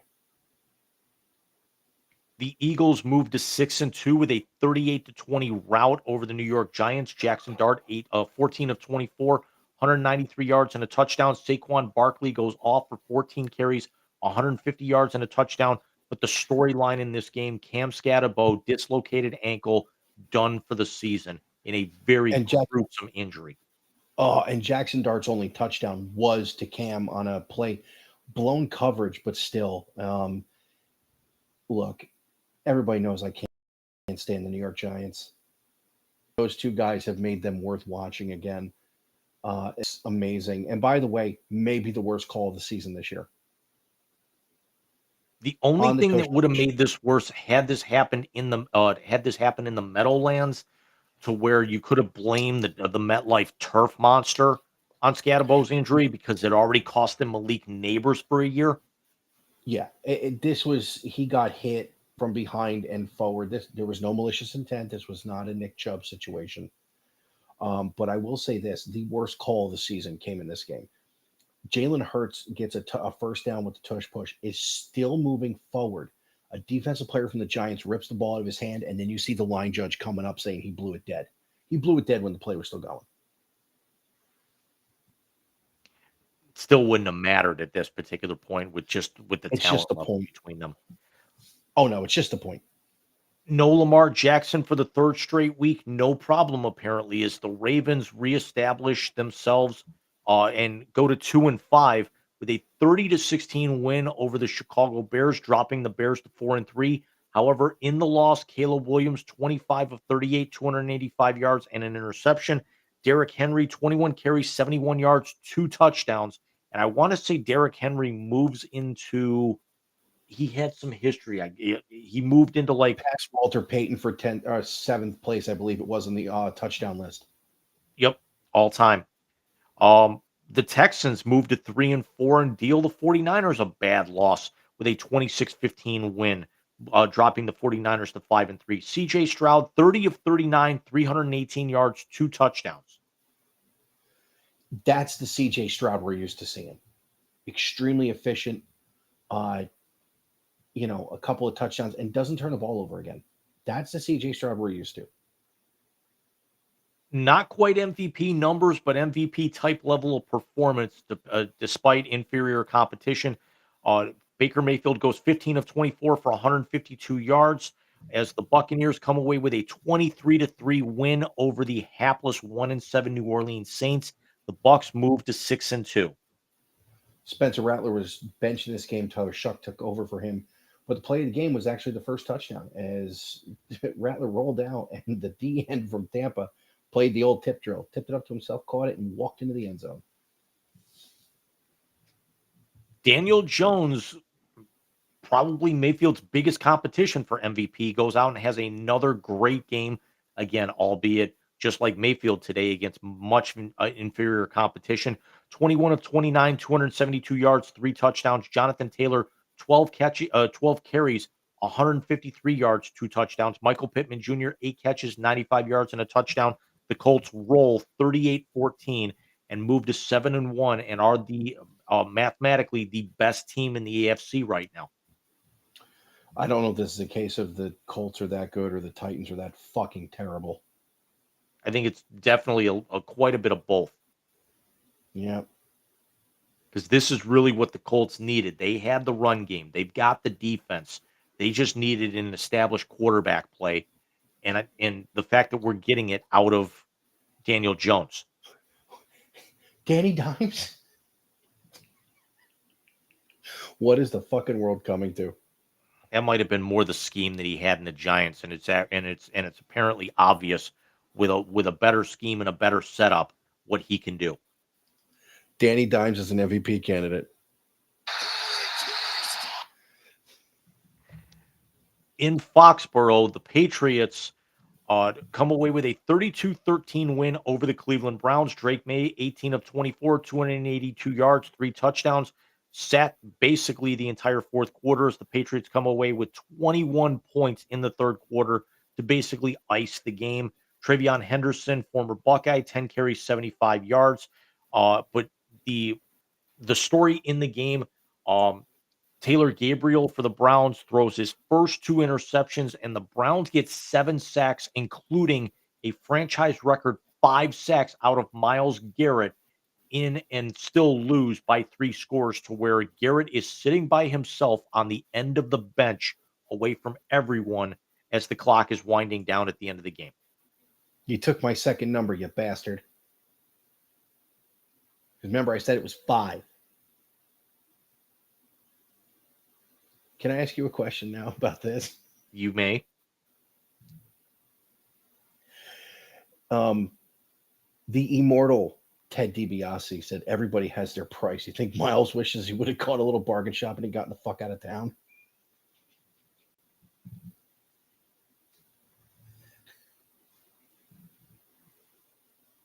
Miles is going to stay. This basically kind of, you get 5 sacks out of Garrett. You get 2 more sacks from other guys. Carson Schlesinger comes up with his first career interception, had 3 tackles on the in the first drive of the game for the Patriots. The Browns go down and score on their opening possession, and then basically accounted for 45 yards their next 5 possessions and lose by 3 scores. Kevin Stefanski, bye-bye. He's not going. He's not going. He and Andrew Berry are going to be gone by Black Monday at this point. Jim, Haslam has already said he's not firing them because he has admitted publicly they are in this situation because of the deal he wanted done. The other storyline that comes out of this game, we will talk, and we will just touch on this very, very briefly. Shedeur Sanders deactivated for the game with an alleged back injury that happened on Saturday, and Bailey Zappi was the second string quarterback. Now there's talk that do they turn over to Shedeur because the Browns will be on a bye next week, as this week was what is colloquially known as Bye-Mageddon, because you got 6 teams on byes which is typically right in the middle of the year. You get, typically you get 2 or 4. This year you threw 6 of them in there, right in the heart of the year.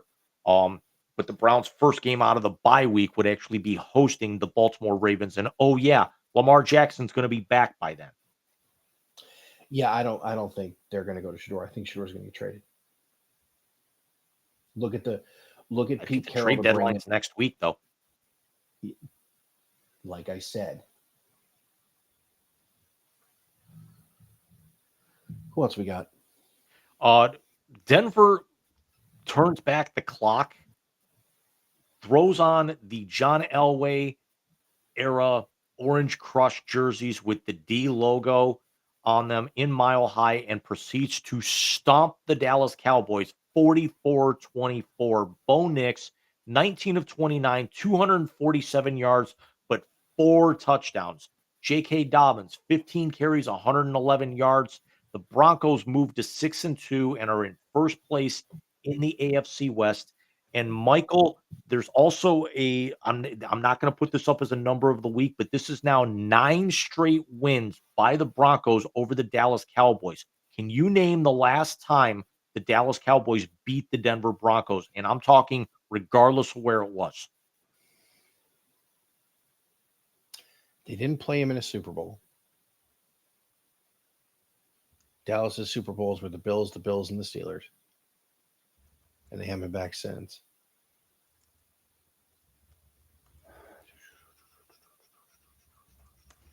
I got nothing.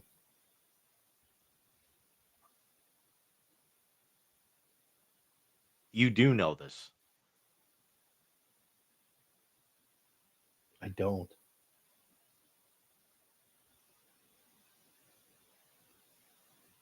Was it Tebow?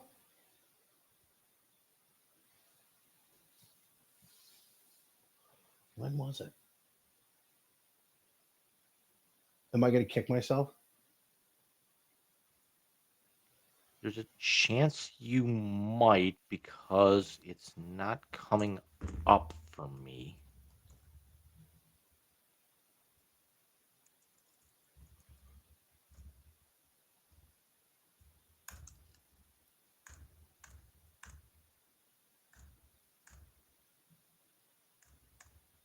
I take that back. You have to go back to the 1993 season where Dallas did not meet Denver in the Super Bowl, but it was the last time the Dallas Cowboys were in the Super Bowl. Okay. The way that Romo said it on the broadcast late in the game when Denver had pushed back to 3 scores made it think like you're right. They only have met one time in the Super Bowl, but that was 78. Yeah, that was the 95 season that they did it last, which was the last season that they went to the Super Bowl. 3 years before Elway won his first? Correct. That's right. And James, do we have any? Did you see the score in the Revenge Bowl? Yeah, we the first time in the history of Aaron Rodgers' career that he has faced his former team, the Green Bay Packers. Currently, the Steelers lead 16-7 at the half as Rodgers it guides the Steelers to 13 second quarter points to kind of, blow this one open a little bit. Jordan Love, 13 of 18, 146 yards and a touchdown in the first half. Listen, I think the Ben Gay Bowl, as Cameron Hayward so accurately quoted it. Listen, Pittsburgh's a good team with good quarterback play. He's playing good. As much as we can't stand the son of a bitch, he's playing good. So you really not a whole lot you can say. Rodgers was 11 of 15 for 102 yards and a touchdown in that first half, and Pittsburgh will receive the second half kickoff as Rodgers actually the touchdown came right before the half on a 2-yard pass to DK Metcalf, capping a 9-play 84-yard drive. Yeah, and they push this to 23-7. It's over. Unless their defense plays like they did against the Bengals. We got a good one on paper tomorrow night between the Washington Commanders and the Kansas City Chiefs. As Kansas City, I believe, is a 6-point favorite in this game. Um, Looking to go to 5-3. And if they win, dropping the Commanders to 3-5 with the way that the Eagles are playing, the Commanders can basically kiss the NFC East goodbye. But if Washington goes into Arrowhead and wins this game, both of these teams are to 4-4, and you got to figure also that Kansas City still got 2 games against Denver, who's looking to just outclass everybody in that division right now. Yeah, I think Kansas City, it's a more must win for Kansas City. I don't think whether they win tomorrow night or not, anybody, Commanders notwithstanding, are catching the Philadelphia Eagles. I think that the NFC East is done. That division's already been decided. I will say this: did you see the news coming out about our local Cleveland brethren, Travis Kelce, in the last couple of days? No. He has joined a group that now owns 9% of failing Six Flags. Travis Kelce is trying to save Cedar Point. Yeah, I could definitely see that. Because it's not like Geauga Lake or SeaWorld are ever going to come back out here. No. Because they're already trying to develop that land. I will say this. We were talking last week about the way you make money for that stadium to pay for itself real quick. Hey, Travis, have her do a concert at Cedar Point. Travis, have your soon-to-be wife open up Cleveland Browns Stadium as the first event with a concert there on her next tour. Actually, that would be 3 years from now. That'll be 2 tours for her. Due respect, I don't think Jimmy Haslam deserves her. And again, yeah, she might be pregnant by then. We figure she's 36. 35, 36, somewhere in there. Yeah. They want to have more than one. They better start pumping them out. Could you see Travis Kelce driving a fucking minivan like Jason does? Yeah. I actually, that I think about it, yeah, I could. Yeah. That's horrifying. I loved my minivan, dude. Shut up. Yeah. What? Funny thing, the person I knew that worked for Hyundai, because I was telling you about that, they do the friends and family. They no longer work for them. So we did a trunk or treat last night at Toyota. Interesting. But Jim, what do you say we get to Tusky? Since the Utah Mammoth unveiled their new mascot Tusky with their home opener, the Utah Mammoth have not lost an NHL game yet. So amazing. They introduced What Tusky in their ice home opener. They beat the Calgary Flames 3-1 that night. Since then, 6-3 over the Sharks, 3-2 over Boston, 4-3 over the Avalanche, 7-4 over the Blues, where Nick Schmaltz scores a natural hat trick in the first period and assisted on a 4th goal in the first period, crush the Minnesota Wild 6-2, and then have a late win today with Dylan Gunther breaking a tie with just over 5 minutes left over the Winnipeg Jets. The Mammoth are 8-2-0, have the best record in the NHL, and have not lost since Tusky came into existence. It brings joy to your heart to hear things like that. It was also a stat that in the last week they put up like leading goal scorers for the last week, and Dylan Gunther had 7. He also had 5 in a span of 2 days, and that was more than any other player in hockey. 7.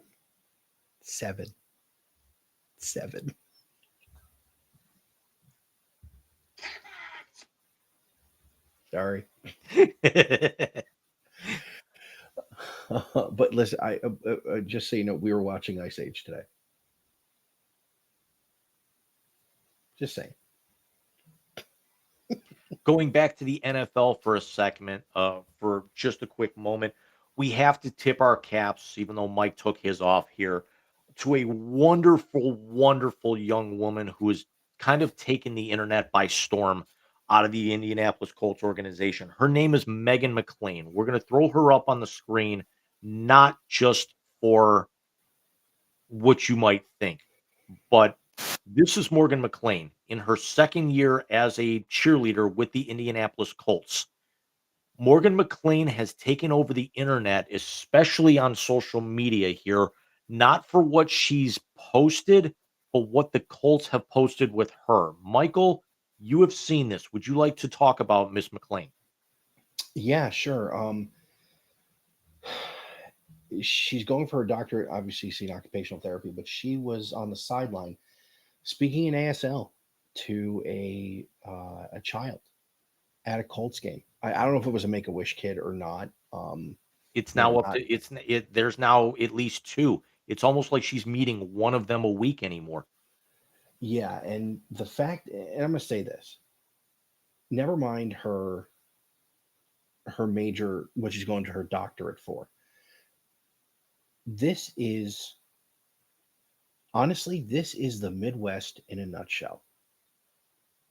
And it starts in Ohio and it goes all the way just about to the Rocky Mountains, where you see people who are just genuinely nice and genuinely care about their fellow man. And she is now on the top of the list. She is a very attractive young woman, but at the biggest part here, she showed that she not only has the athletic ability to be a professional cheerleader, not only has the smarts to be a doctor of occupational therapy student at Indiana, which is not an easy school to get into, especially for a doctorate program, but she has a heart that transcends the fact that she gets to meet people on the sideline. And she's quote unquote famous because of what she does. As a parent, that made my heart swell. So She it's I amazing. mean,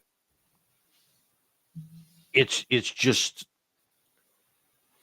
just an acumen, really, to Miss McLean here.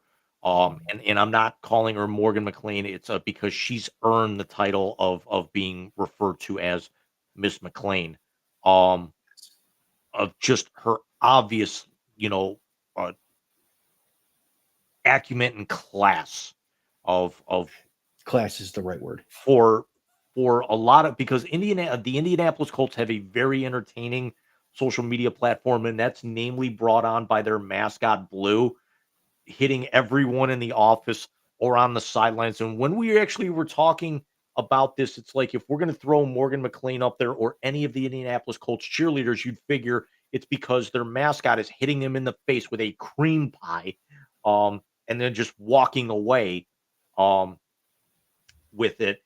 But we have understood, we can understand that things like this will probably pop up all over NFL sidelines for teams that actually have these types of squads on them. But for this is not something that Miss McLean is doing to get attention. This is something that she is just, you can actually tell if she's mailing things in.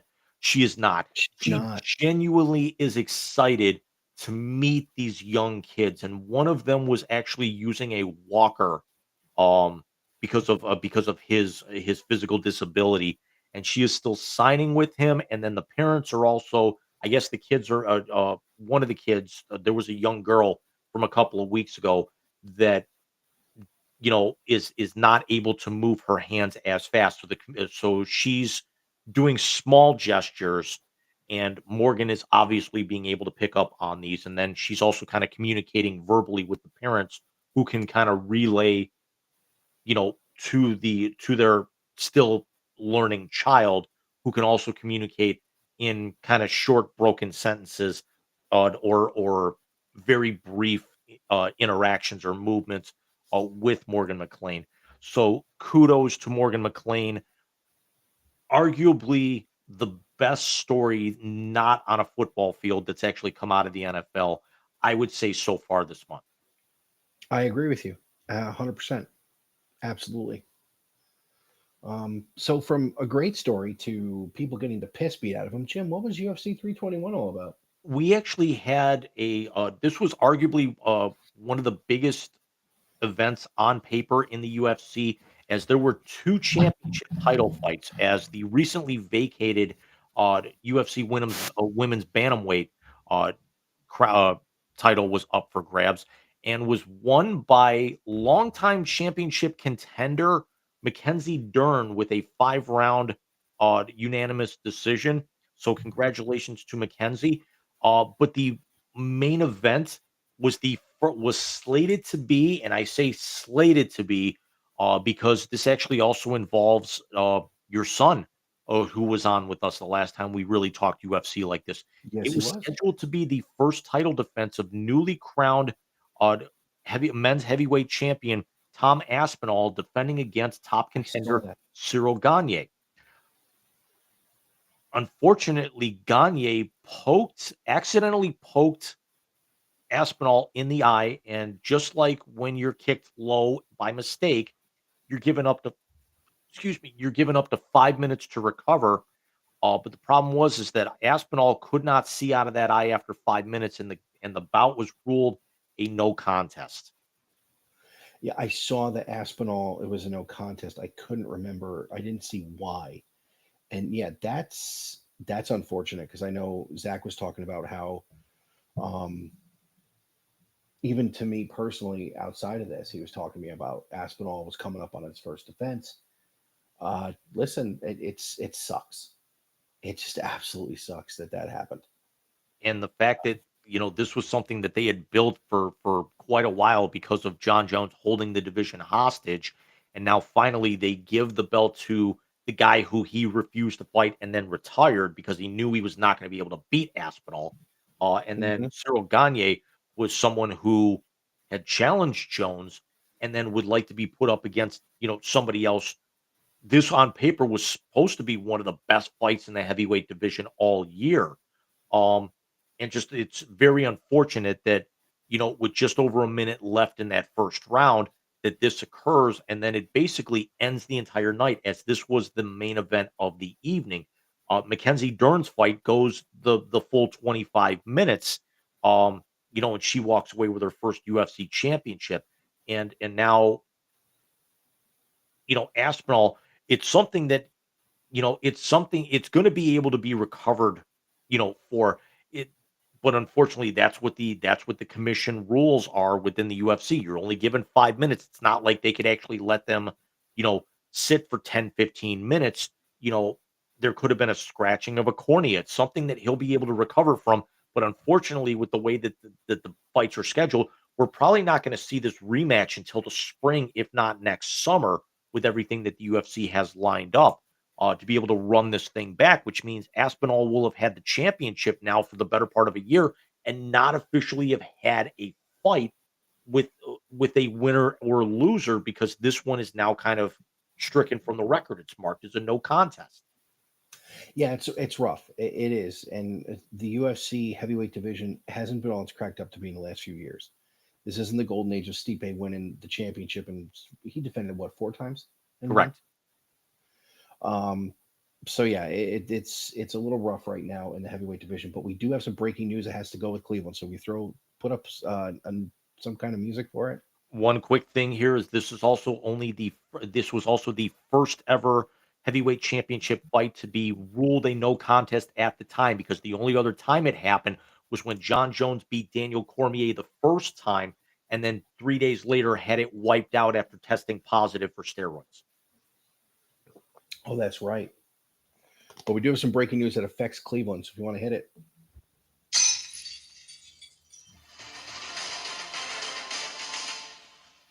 according to Jeff Passan, the Baltimore Orioles are finalizing a deal to hire Craig Albernaz as manager. Sources tell ESPN Albernaz, 42, was previously the associate manager with Cleveland and a widely sought after candidate for the open managerial jobs. Baltimore, of course, coming off their 75 and 87 season in a year that everybody thought they were going to be playing now. So what do you think that does to the shakeup to the staff in Cleveland? Not too much, just because of the fact of how good Stephen Vogt has already done with his staff. Um, Vogt doesn't get tossed out of games, so it's not like, uh, it's not like some, he's going to be succeeding him anytime soon. Um, Vogt's not going anywhere. Um, No. after already a Manager of the Year award, and he'll be a finalist for this year. I still don't think he wins it. Um, but as we've got 1-1 in the World Series right now with Game 3 tomorrow night, which and if it wasn't for, you got to figure also, if we were talking World Series for 5 seconds here, it's all come down to just two big innings. With the Jays, it was the sixth inning in Game 1, and then it Oh was also God. the sixth inning. It was also the sixth inning for the Dodgers finally getting to Gaussman, with the two solo home runs, and then he gets yanked and they can't recover. Yeah, this is definitely, and I got to tell you something. That did you see what happened with Game 1? Plesac actually called in the pregame on MLB that the kid that hit the grand slam was going to hit a pinch hit home run, and he hits the first pinch hit grand slam in World Series history. Phenomenal moment. Even funnier, apparently, the customs agent in Canada looked at David Ortiz and goes, "The Yankees lose." Lose. The Dodgers lose. Do you see somebody had a sign Yeah. that said the Dodgers lose? So, Did by you the way, see? entertaining. Did you see Game 2 last night? A few minutes. There's a guy sitting right behind home plate. It says, "I bet on us." You?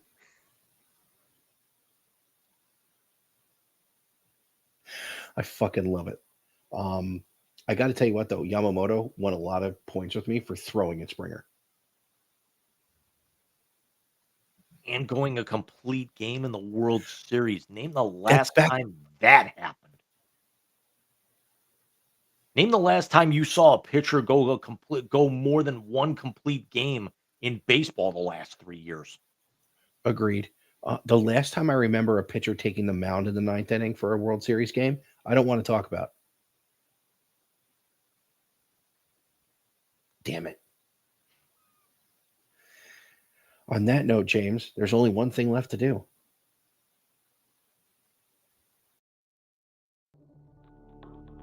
Would you shut up and just push the button already? No, God! No, God, please, no! No! No! No! It's the YZ Translator on the Wise Guys Sports Show. I'm forever unclean.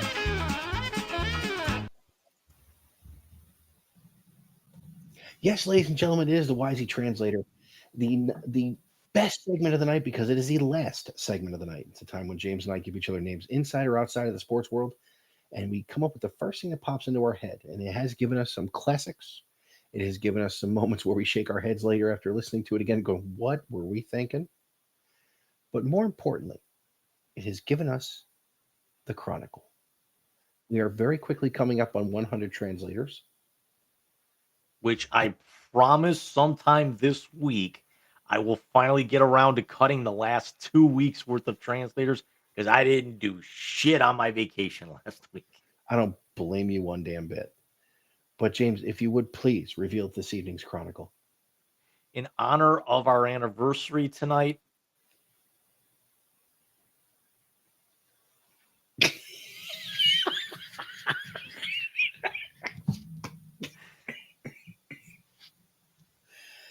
I adore you, sir.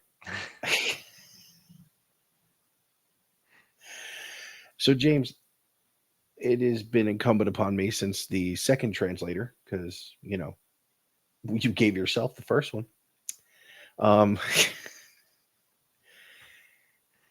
Yep, I'm going to do this. I'm going to do it.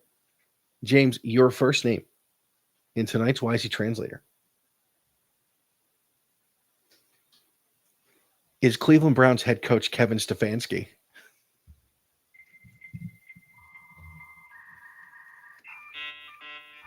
I can't play The Undertaker's old Dead Man Walking theme, so the closest thing I have on the soundboard is just simply You're gonna die,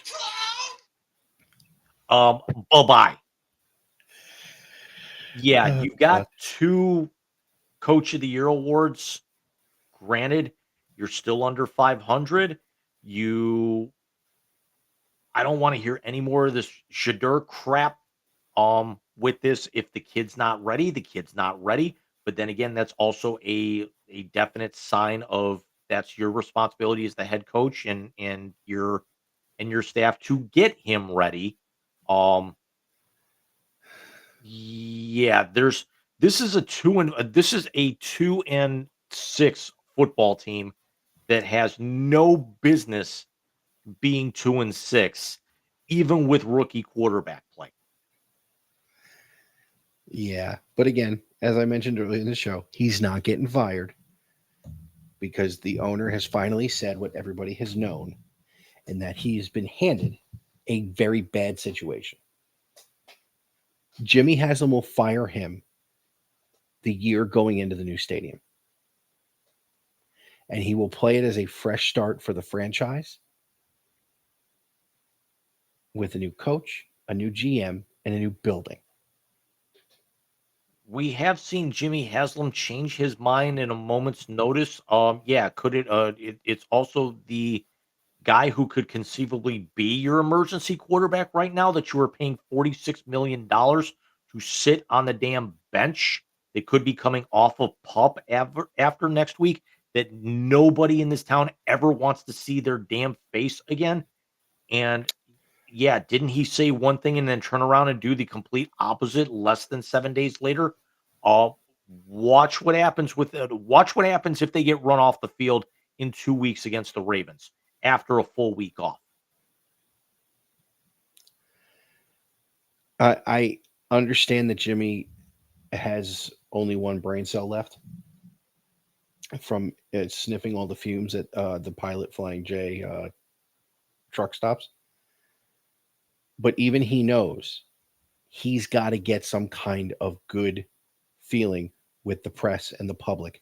Firing Kevin Stefanski is not going to do that because everybody will know he is trying to play CYA for the shit deal he made Andrew Berry and Kevin Stefanski pull the trigger on. What would he rather do? Would he rather run a whole new regime opening the building, or would he rather try to take his chances now and get something more established to be able to hit the ground running and get some continuity? So this way they've got things going in the right direction as opposed to square one when they open that building. I think it's definitely the latter. I think cut your losses now. It's a lost season. You're already going to be looking at a quarterback. You're going to be looking at the kid from Alabama probably at the top of the draft if his season continues the way that it is right now. And you figure, Shadeur's going to be out of here at the end of the year by choice or what. The way that this keeps up. You've got a lot of other talent around there. You get a couple of receivers out there. Your defense is set. Yeah, I think you definitely need a couple of cornerbacks just because Denzel Ward can't can't cover the bed behind me right now. You traded a starter in Newsome. Delpit got his bell rung on the opening kickoff today. So you need to shore up your secondary. You need your offensive line. You need to get your quarterback, but you also need to be able to game plan properly. And he's also well established in the last couple of years, including the playoff year. He can't do that consistently. I'm not disagreeing with you. He was supposedly a quarterback guru when he was up in Minnesota. He wasn't a quarterback guru, or at least helped develop them. What quarterback has he developed when he was here? Because the only one that was successful, he had just as much a hand in handcuffing to where they railroaded him out of town. First of all, Kevin Stefanski has never been a quarterback guru. What he's been is a guy who has a system that works with multiple kinds of quarterbacks. And yes, Stefanski and Berry got Baker out of town. But they got Baker out of town at someone's behest. And let's not ever forget that. Because if you remember, when Stefanski and Berry took over, Who's the first free agent they signed?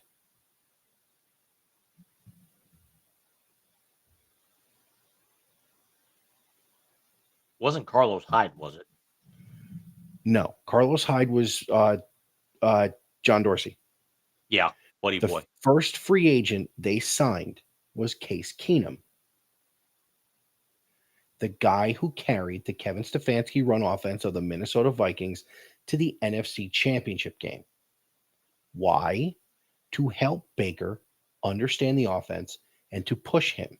And what did they get out of it? An 11-5 season, a playoff appearance, a playoff victory. And honestly, they're a bad call from playing in the AFC Championship game. That was Barry and Stefanski. Deshaun was Jimmy. Because I will say this. I firmly believe Barry was on board to upgrade the quarterback position. I believe it was Jimmy Haslam who said guarantee the contract. That was not taken to Jimmy Haslam. That was not shown to Jimmy Haslam. That was Barry said, they don't want it. He doesn't want it. We're out. And Jimmy Haslam said, give him every fucking dime. Look how well that's worked. What do we see first? What do we see first before we move on? Confirmation that it was Jimmy's call or the George Coquina story? Michael, your first name in the YZ translator tonight. One of two former Cleveland players playing in Toronto in the World Series, but I'm going to give you the guy who's rumored to be able to get the ball going to the bump tomorrow night, and that is former Cy Young winner, cast off, and now in a World Series, Shane Bieber.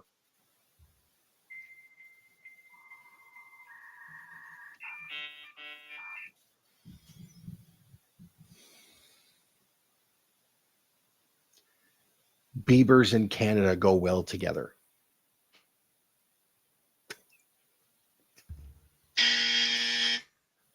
I'm sorry. Look, he's pitched well. Do you see who he might be facing tomorrow? I haven't seen that, but it's like they're on that Schneider's undecided if he wants to throw Scherzer or Bieber. I would say go Bieber. Oh no, I'm sorry. Scherzer's going game 3. It's already been announced. Okay. Scherzer's pitching game 3. And I think it's going to be him and Kershaw.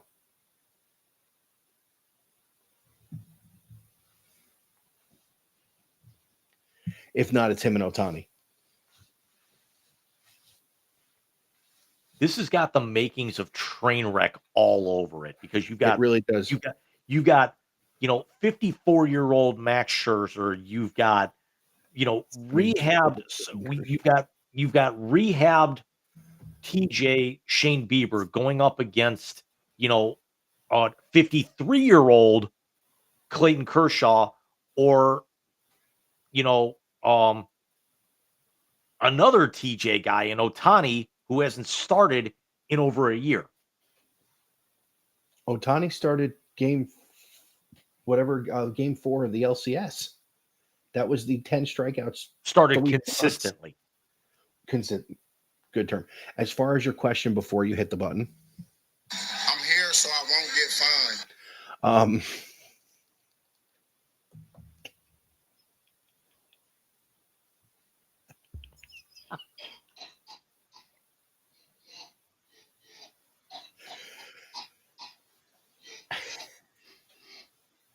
Sidebar. I told Heather you have that on the soundboard. She about peed herself. And the same day she comes out and she said, because it was so hot in the office, her fan died that she has behind her. She goes, I'm dying. I said, you better to do.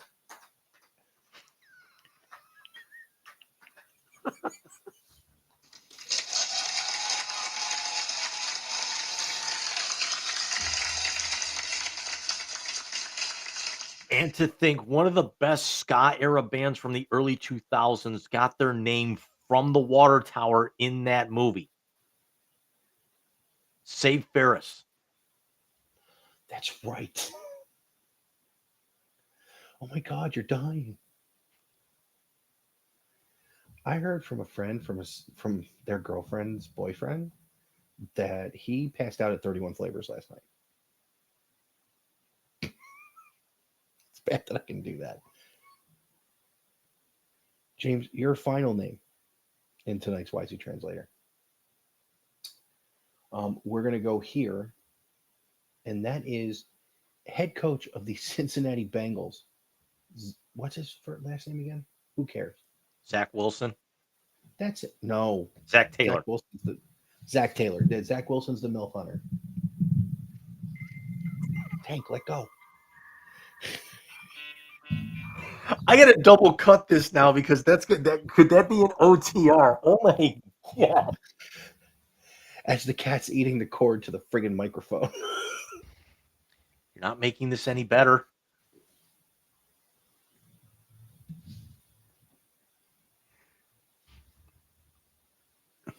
So what do you got?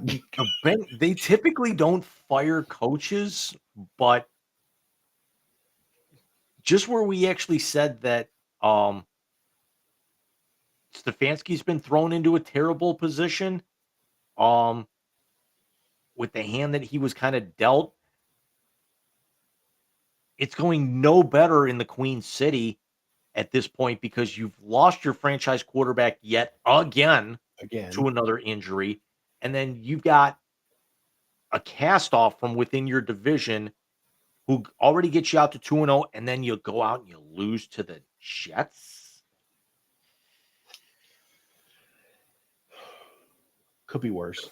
The fact that the leaves are falling off the trees and we're going to be getting frost here in Cleveland, but yet there's a couple of chairs in some office buildings in Ohio's two biggest markets that are getting real toasty right now. Yeah.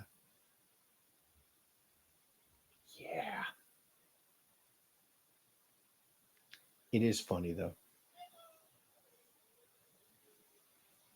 It's really not because you had everything lined up. Flacco had already thrown 6 touchdowns as a Bengal, which were more than he threw all, the first half of the season with Cleveland. The Jets bench Fields, and then he comes in reserve and still beats you. Yeah. That's not a good look. No, but when you only play one guy on your defense, that'll happen. Michael, your final name in the YZ Translator tonight. We brought him up way before, and he's a very entertaining broadcaster, and he had some good ones today. Your name is Mr. One Tony Romo.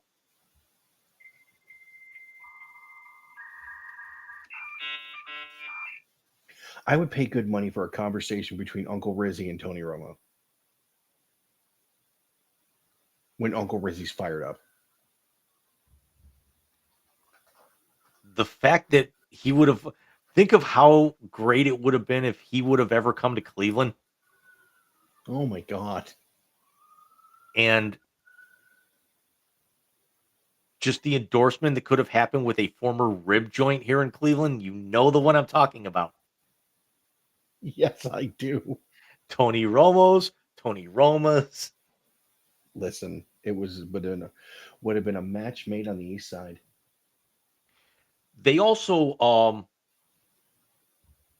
this year the Cowboys also became very elite company of only the third team in the Super Bowl era to have back-to-back starting quarterbacks with over 10 years with their current franchise. So one guy plays 10 years, immediately retire, and he retires, and his immediate backup takes over for 10 years. Mike, can you name the other two?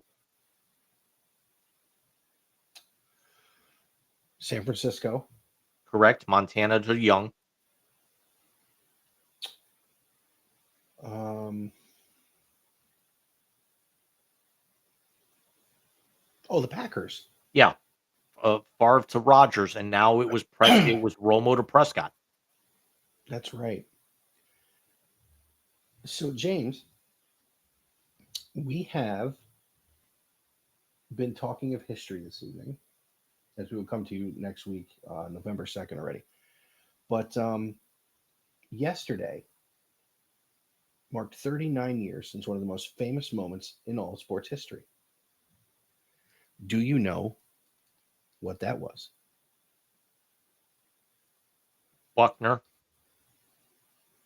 Yeah. October 25th, 1986, at Shea Stadium in Flushing, Queens, the dribbler heard around the world that really cost a guy a lot of years in a place he played really well for. As the Buckner game happened. And the funny thing is, that World Series, Game 6 was on a Saturday night with Game 7 supposed to be on Sunday. And it rained. Game 7 was Monday night. Do you know the starting pitchers were supposed to be in Game 7 of the World Series that year? You're asking me to remember something that happened 39 years ago when I don't remember probably 3 days ago with my vacation? Ron Darling, who we all know still to this day, is now in the Mets booth with Keith Hernandez, yada yada. And Dennis Oil Can Boyd.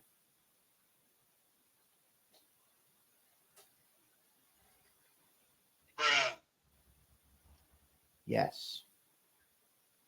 Instead, you have the extra day off because of the rain. Bruce Hurst pitches Game 7. And I'm still waiting for a fucking title. And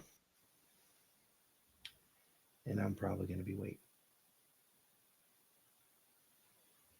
Oh, that's not going to happen. I'm scrolling through ESPN, and they're actually their UFC writer is saying if Tom Aspinall did not suffer permanent or long-term damage to his eye, book this for the rematch in December 6th in Las Vegas.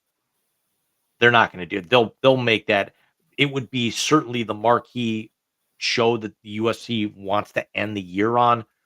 But you got to do this early next year. You got to actually give them more than just 6 weeks at this point. Yeah, well, depending on what he feels too, I think, because if the match was very early on and there's no lasting injury, he may want to fight him. And before we go, just a real quick update.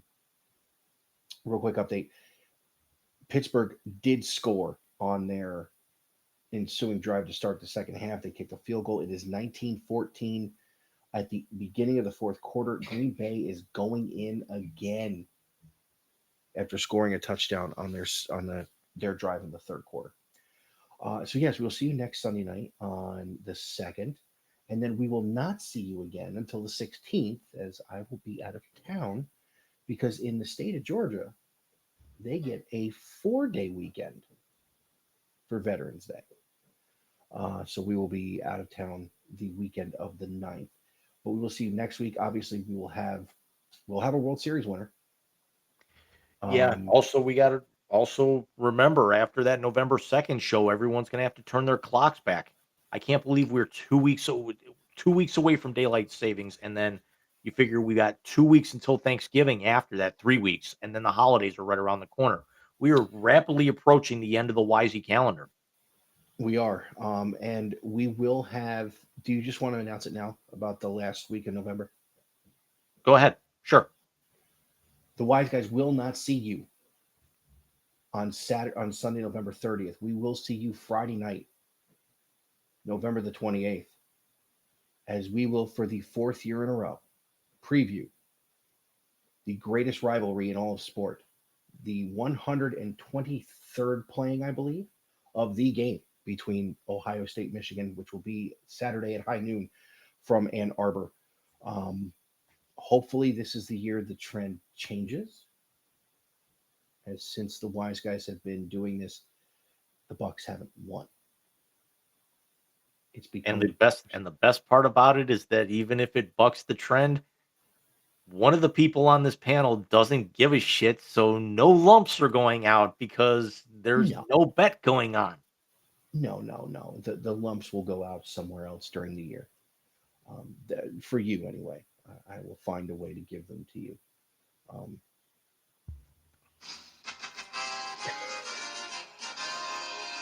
You get to call me Rocker Marciano. Rocky Marciano, I retire undefeated. Rocky Marciano. I will say this though. Having the OTRs in a playlist and hitting the shuffle button the night before Christmas, the first year, may still be my favorite. Although you busting in with the Michigan fight song when John was on last year, every chance you got. Oh, that was fun because John was involved with that too. Yeah. But I will say this. If they win this year and we have John on again, it's my turn. Yeah, I actually will be able to, take 10, 15 minutes off. You're a dick. We will see you guys next Sunday night. I'm going to bed. Everybody have a good night. We'll see you next Sunday. See you guys.